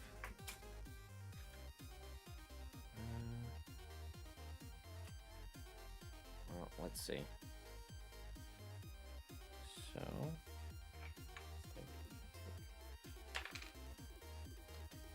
that. Let's see.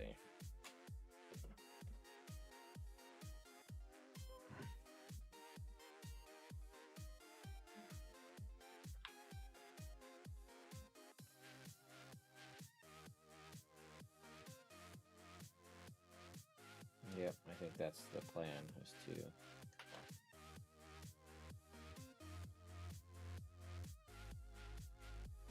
remove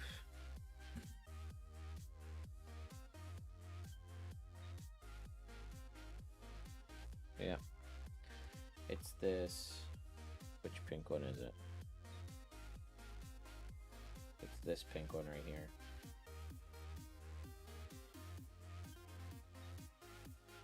I think.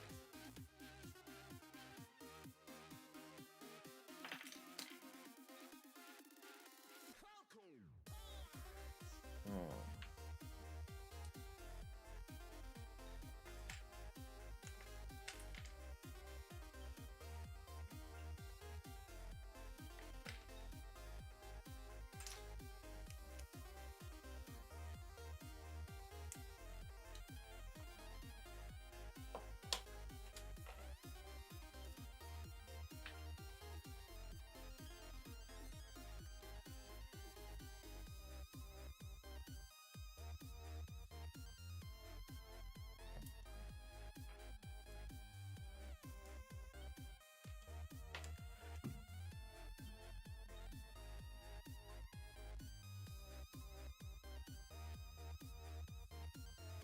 Let's see here.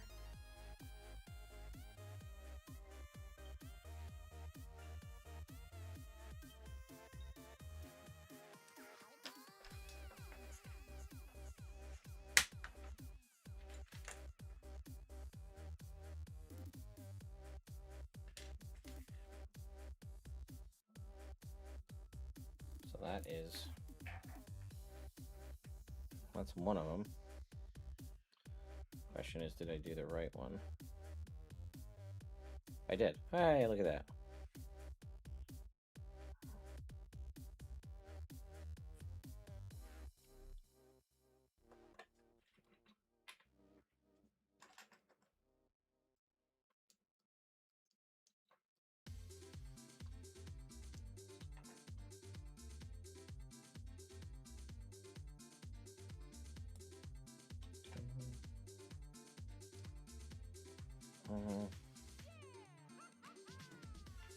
Okay.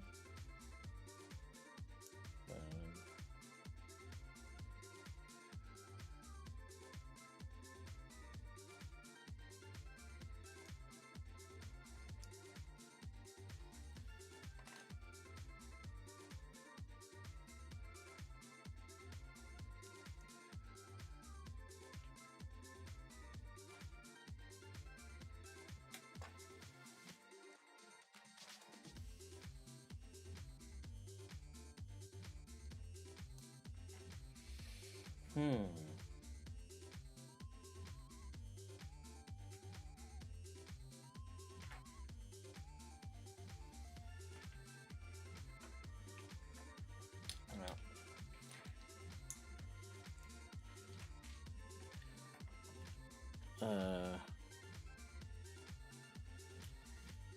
yeah, I mean, again, depending on the set that you want, and like, sometimes they come with other bricks and things like we saw.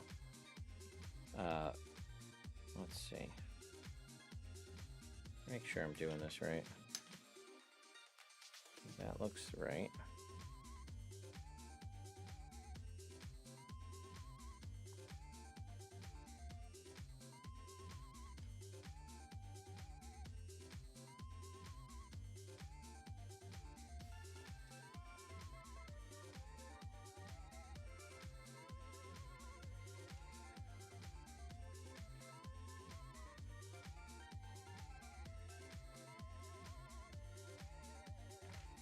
We're gonna have to reassemble this, basically go back into the instructions, because this came apart a little more difficult than I thought it was going to.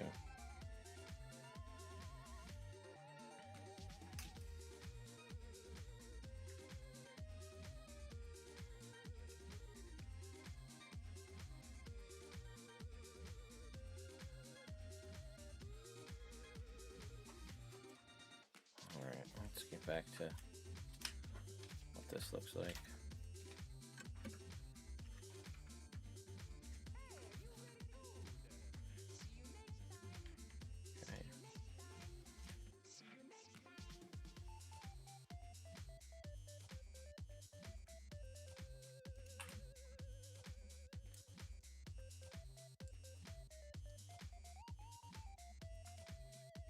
Okay, that looks right.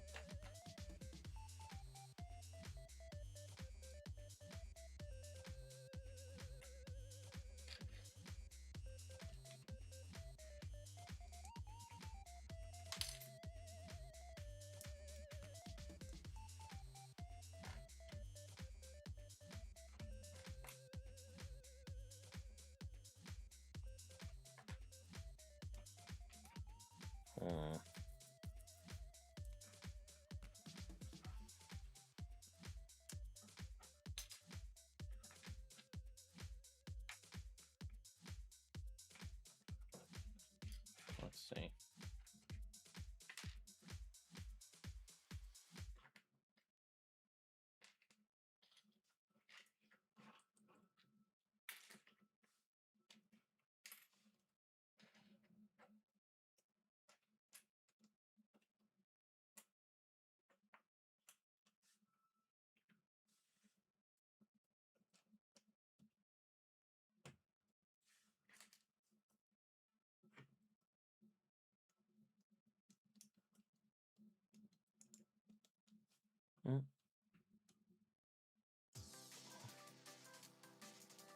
Night, Ryan. Thanks for coming out.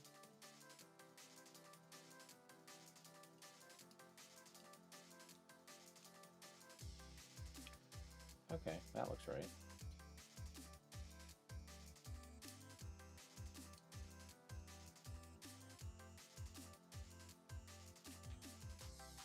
Okay.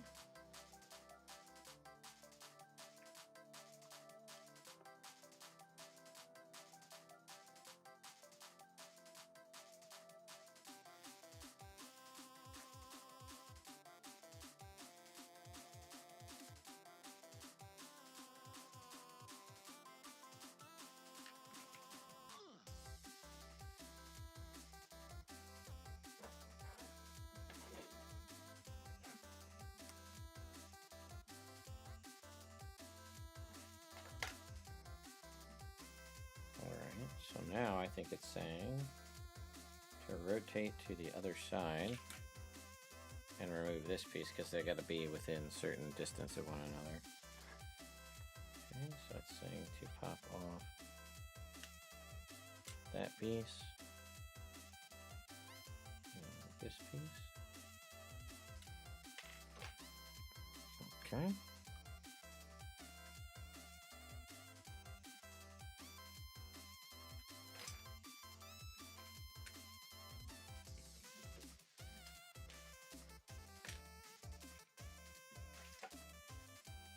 That seemed to go a little smoother this time. Split as shown in figure.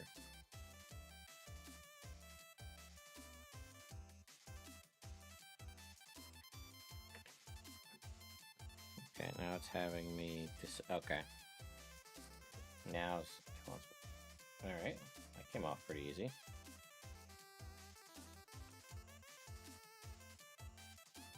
Oh boy.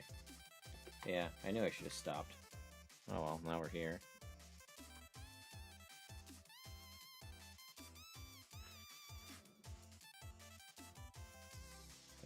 This to come off. This to come off. This to come off. So we're down to this in the middle here.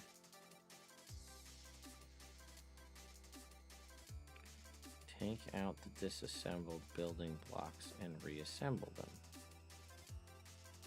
Why are we doing that?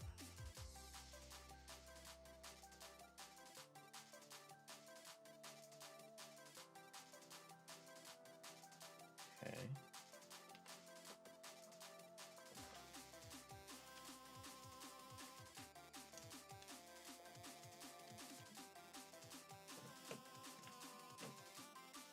Reassemble. Okay, so some reason they wanted us to remove these two pieces. Oh, you know what? I bet we're gonna put...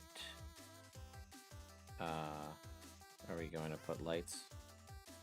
Oh, okay. They want us to remove these pieces. These clear pink bricks are going to become the light up bricks. The flat plates that we just saw. So, these ones.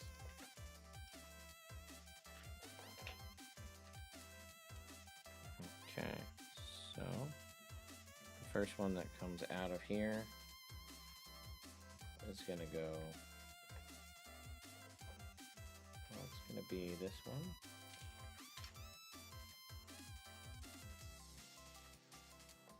And then this last one is gonna be the one that's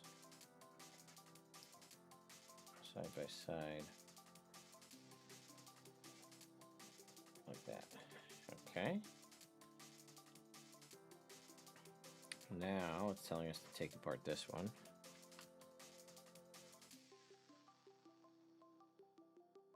So saying this should come off as one assembly, like that.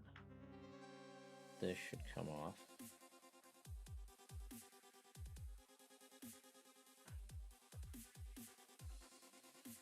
Okay, this should come off here on the end.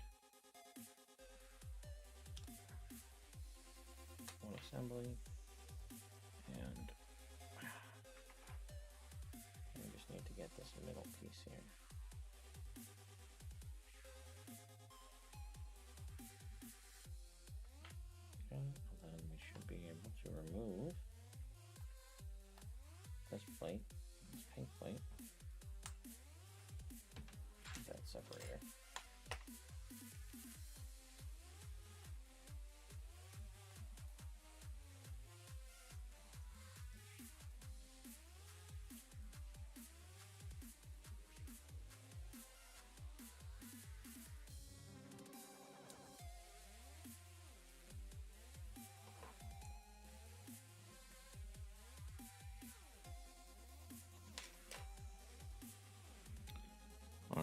think I'm getting it now.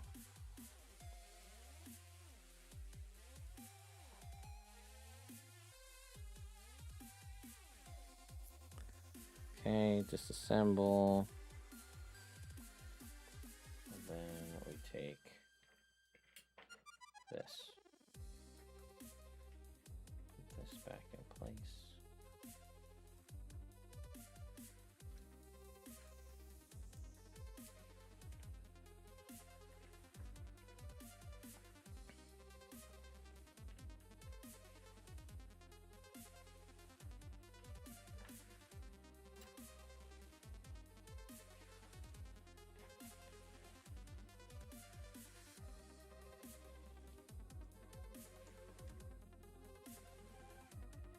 Doing this wrong.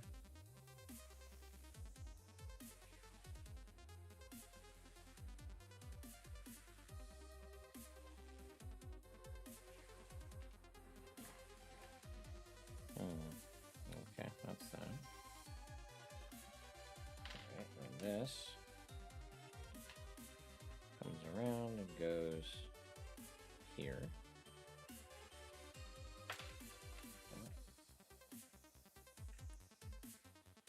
Like that.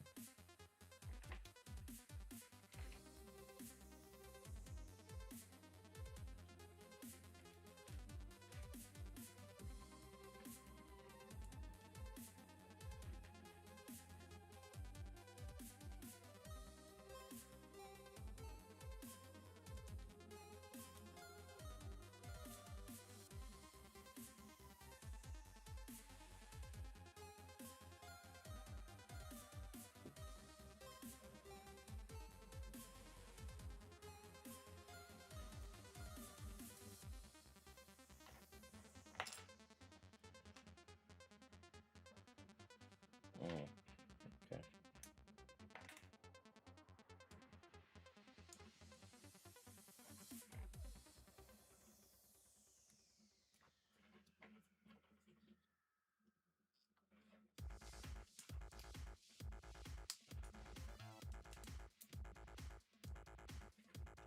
All right, so this, yeah, that goes there. That goes there. That goes there. All right, we're slowly getting this thing to reassemble, but I knew I should have stopped after the red one ended up being so easy. I was like, oh, well, you know, you get the false confidence that you're just going to be able to do the next one.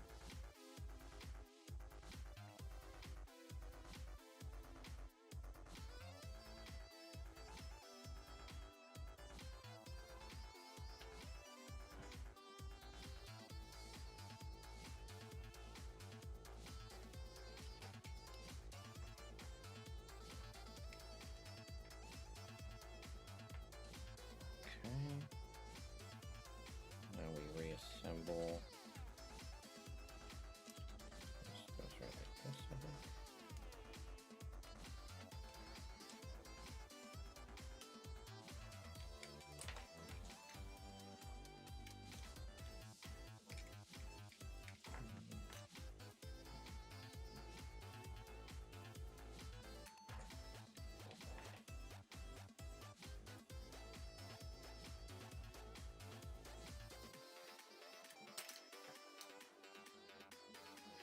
This one here. There we go. Okay, that's back. Now we come around to the other side.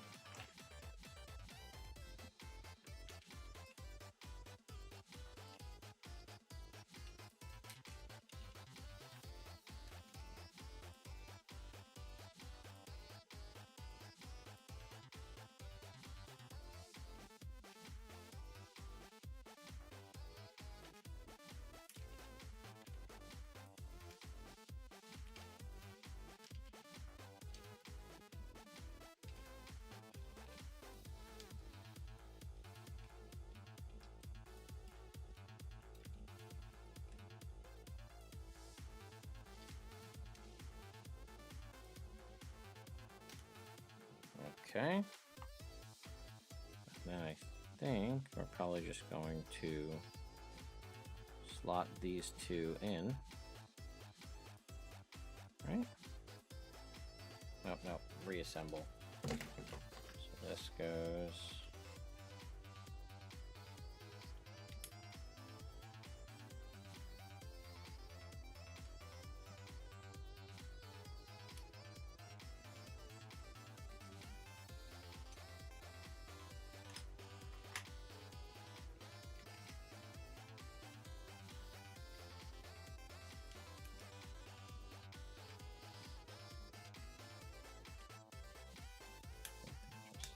There, and then this, we just gotta find a way to get that.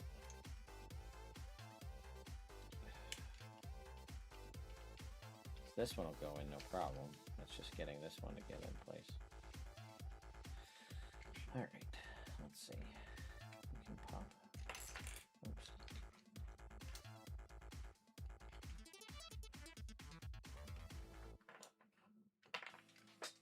Damn it.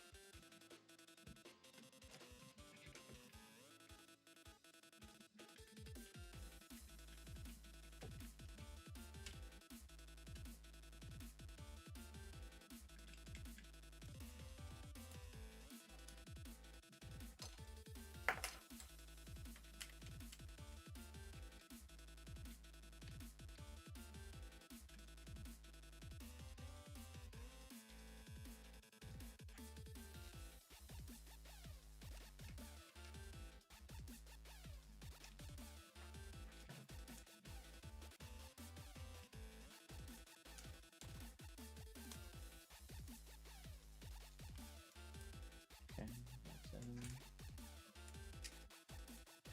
That's in. Alright, now I'm just gonna grab that piece I dropped on the floor.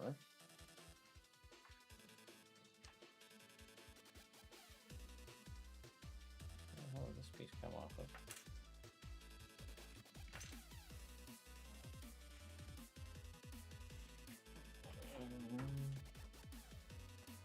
There we go.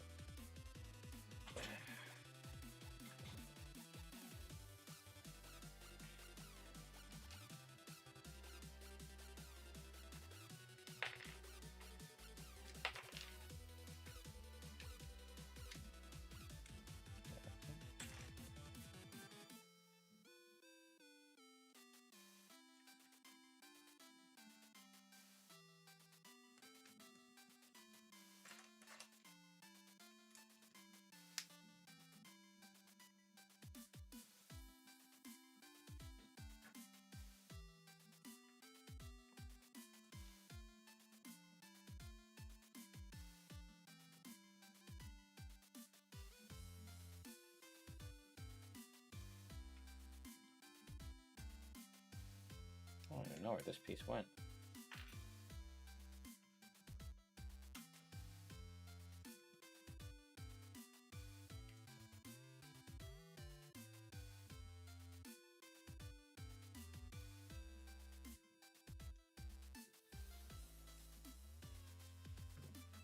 Alright, let's see how this one looks.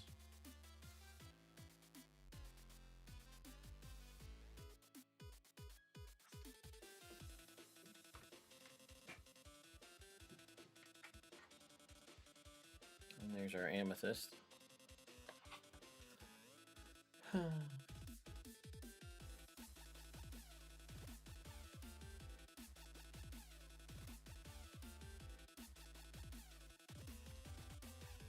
Yeah, I think you're right. That's probably the pyrite is just a singular light. But yeah, the amethyst looks pretty good. So I do like that they did the side lights, and then they still took the time to put some lights in the middle, which is nice. I definitely have a couple spots where I can get this to be a little more clipped in. And then I just have this other piece that I just don't know where the heck it went.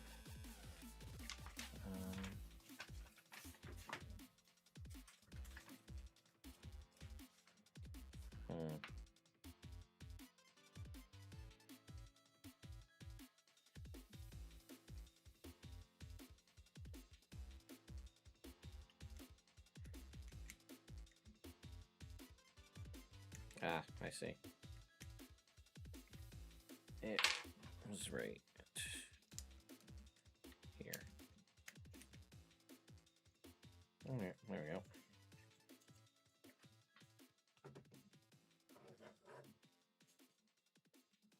So let's slide our.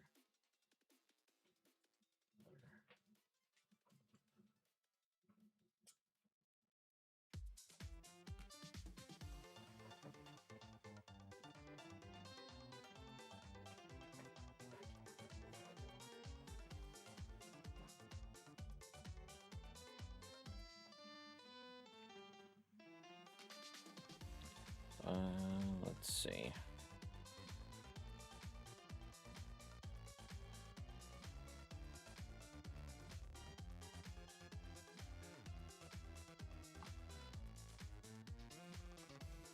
So I guess this one, this has to be the tourmaline because it's got all these plates, these pre-lit plates.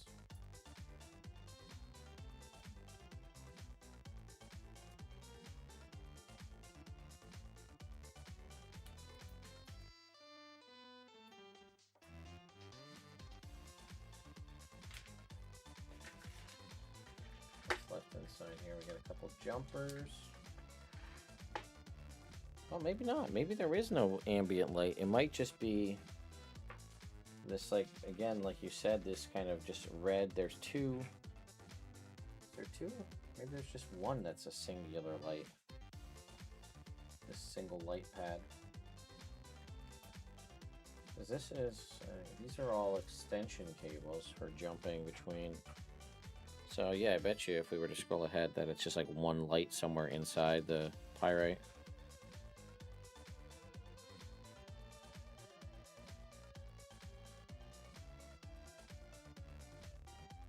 Yeah, you have to disassemble essentially the entire outside of all of the tourmaline, so you can replace a bunch of the you know, everything inside with the lights so that it'll work. Let's see.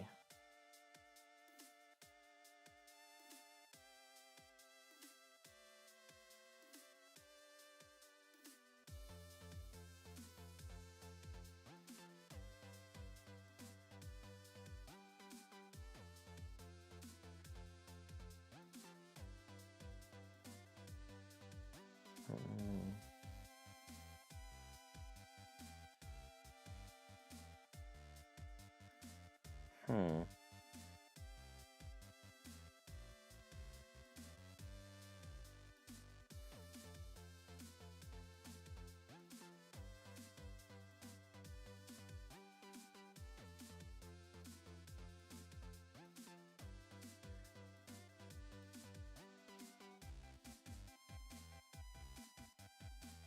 Actually, it doesn't look like it has a light for the pyrite at all.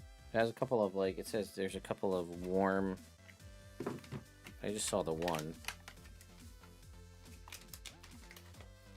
The thing is, there's like, sometimes they have multiple versions of light kits. And, oh, there is. There's two. Two of these warm LEDs. And it has you, like, opening up the windows and, like, hiding them that way.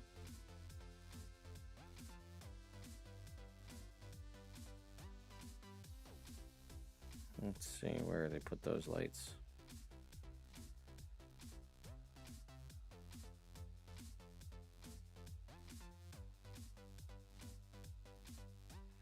Yeah, it has them, like, being installed, like, up under here to shine down. But yeah, it has nothing for the pyrite at all.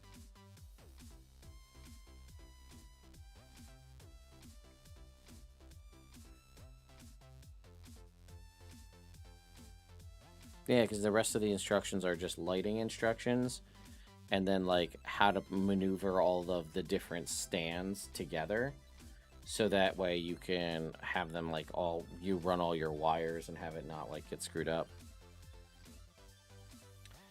Well, I'm not going to bother with the tourmaline tonight, because I don't feel like I had enough time with some of these other ones.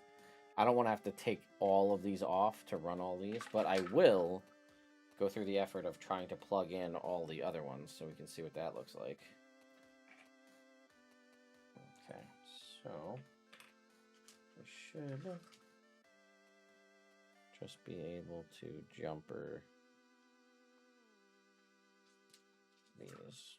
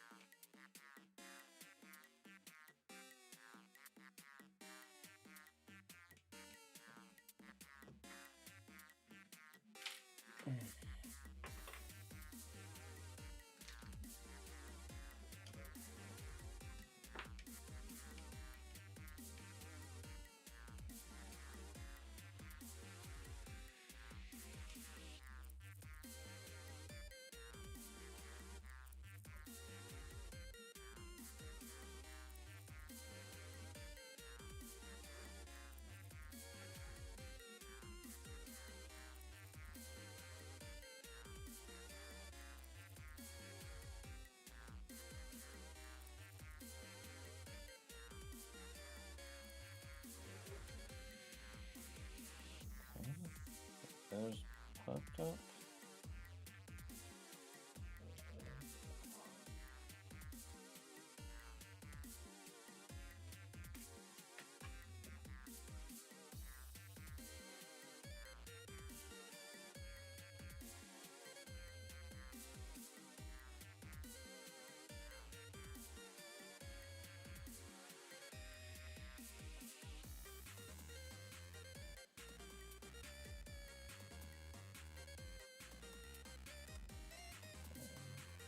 Oh.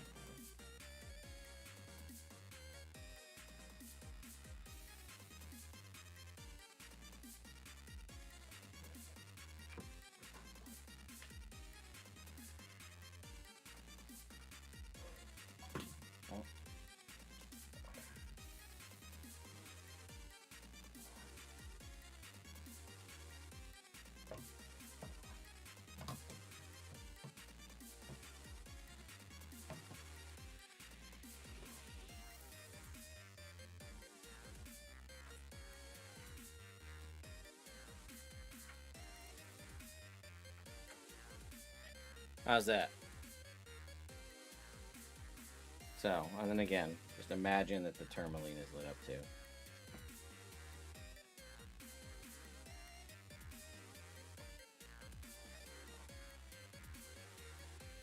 So, yeah.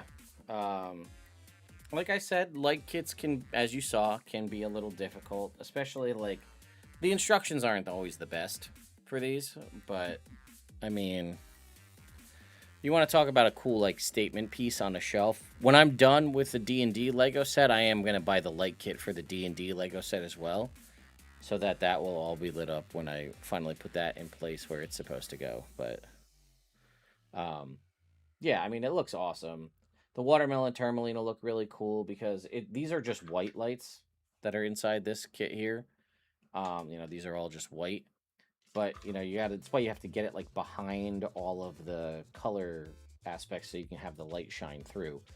Um, and honestly, that's usually the best call for a lot of these is to just go with a bright white light and then put it behind a colored translucent brick.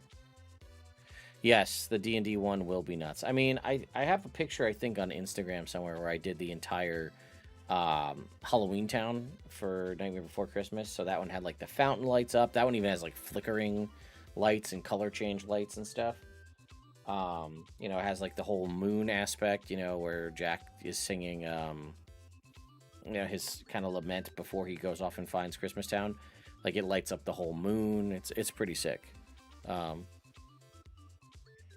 Yeah, I mean, I did it here. Like I frustrated a little bit, and some of it was the setup and like losing the camera halfway through and all that. So like there was definitely some nuance that would be gone if I planned ahead.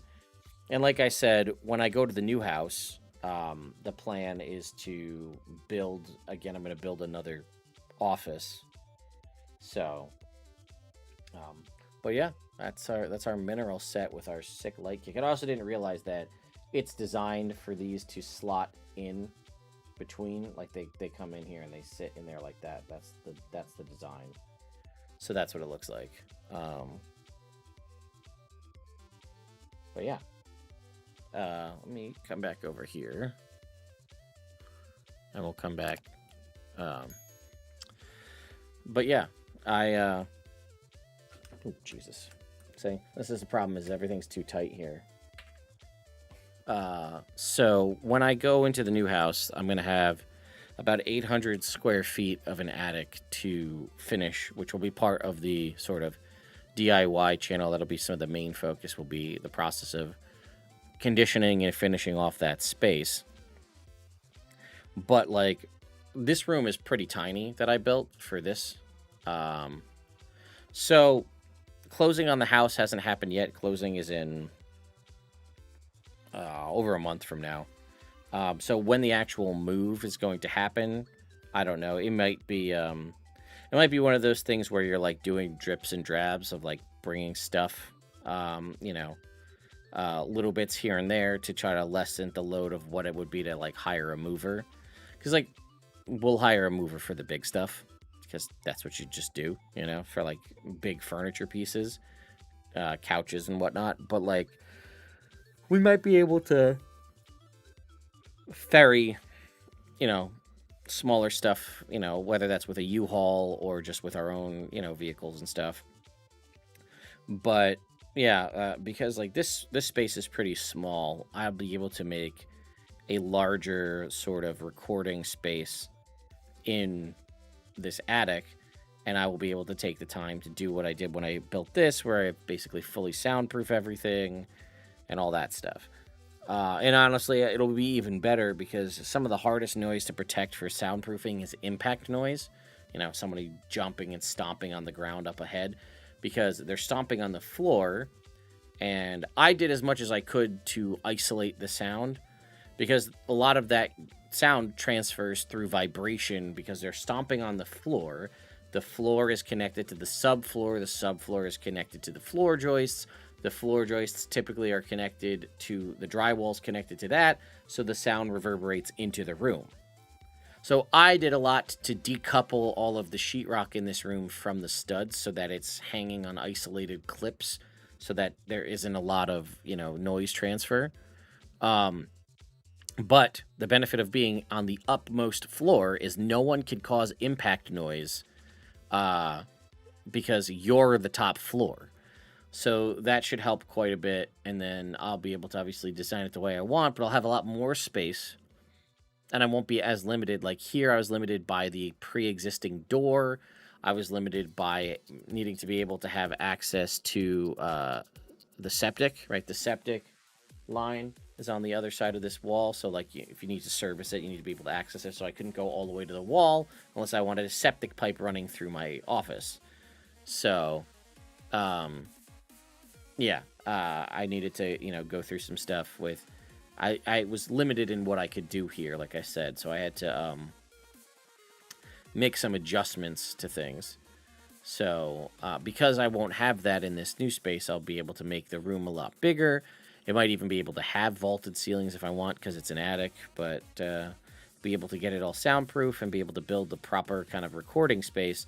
And I might even be able to have like almost like two desks, as it were, like a desk for like doing this kind of stuff and streaming, and maybe like a separate setup area for unboxings with proper lighting, with rotating platforms, with an ability for me to like have a close-up camera and get up on things so that like you can see what I'm doing instead of me like constantly doing this and bumping my phone and shaking the camera everywhere. Oh, yeah. You want to see the build? Yeah.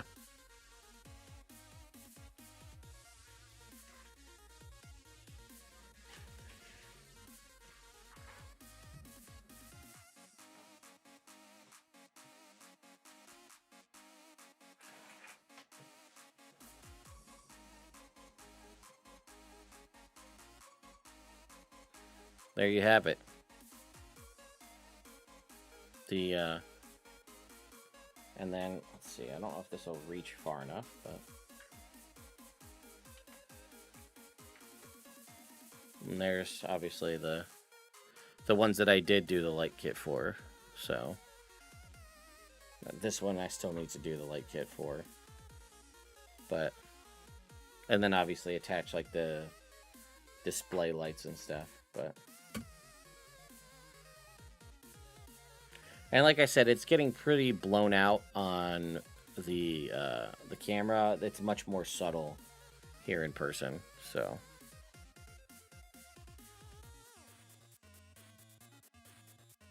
yeah, I'm very glad I decided to do this instead of the D&D set, because this was much more like compartmentalized. It's done now, and the D&D set I still have a lot more to go to finish that.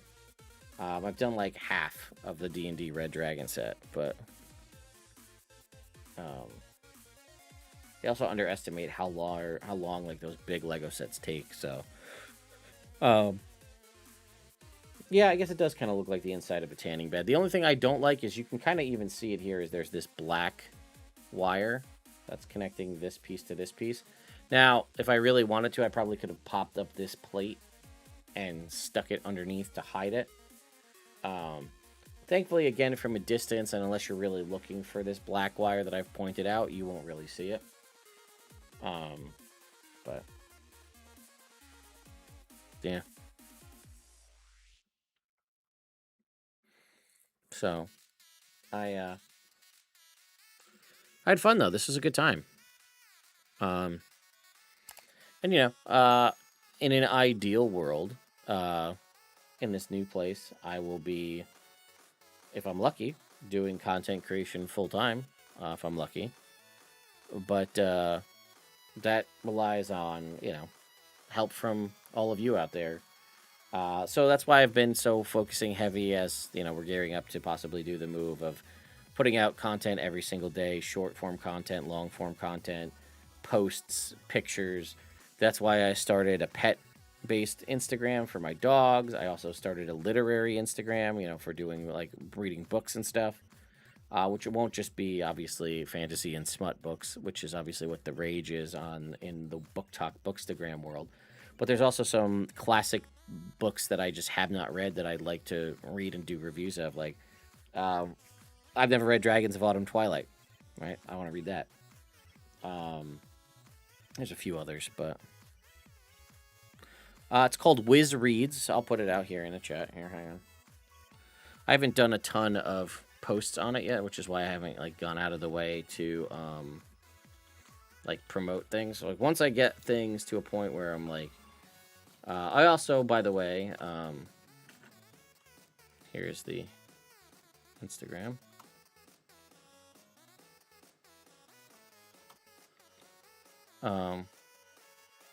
Yes, Jinxie, I will do that too. I have a lot of work that I need to get doing, especially if I'm going to be streaming more often.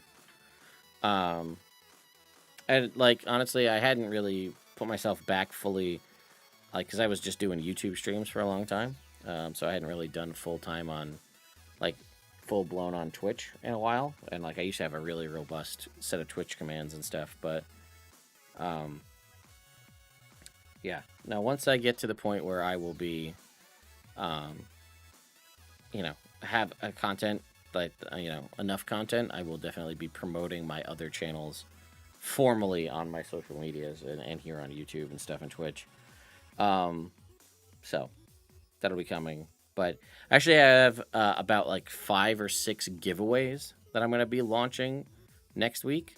So, or maybe even tomorrow, depending on it. I've got so many extra books that I've received or gathered for different things. And I don't want to just jumble them all into one big giveaway because they're drastically different things, right? Like just because I have a copy of this or that might not mean you want a copy of it. So, like, I'm not going to do, like, Eberron mixed with Forgotten Realms. I'll do them as separate giveaways. But I have a bunch of those planned. Yes, Jinxie. I mean, I think I have an old command list. But I don't think it works anymore. I don't know. Maybe it does. Let's see. Oh, yeah. Look at that. I do have an old command list. Anyway. Yeah, I think I have 2 copies of both Forgotten Realms books. I think I have 2 copies of Eberron Forge for the Artificer. I've got a copy of the Heroes on the Borderlands starter set. I got a copy of the Stranger Things starter set. All these things to just do giveaways. I have a couple other third-party books to give away as well. So I really just want to get them all going so I can... Plus, again, I'm moving, right? So being able to ship out a bunch of the books and stuff that I don't want to bring with me, I can use this as an opportunity to give those to you guys, and then save me, carrying stuff out of the way, So, anyway, yeah, exactly, Leprechaun, a win-win. I'll get rid of the things I need, lessen my load for moving, and then can pass that love and those products on to my fans, so... Always excited to do that. So, anyway, I think I'm going to call it a night here. I've had a long day and I'm a little sleepy. Actually, I almost didn't want to do this. I almost didn't want to do this. But I'd already put up that I was going to. So I was like, I was feeling sleepy tonight. I was going to just call it. But actually doing the build kind of woke me up and invigorated me. So I'm glad I did as well. So... I really appreciate all of you guys coming out here, obviously subscribing to the channel and coming and checking out when I go live on Twitch or YouTube or, visiting the various social medias. Is really, I know, like, we say it, YouTubers and everybody say it all the time, but, like, it's the smallest little things like sharing a video or liking, commenting, all that stuff.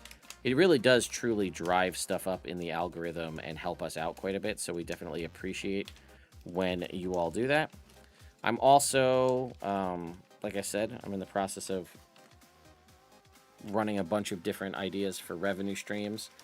I'm going to look to, like, reinvigorate my merch store and release some digital products for, like, D&D 5e 2024, stuff like that. So I'll be putting that out in some places, so I'll let you know about that.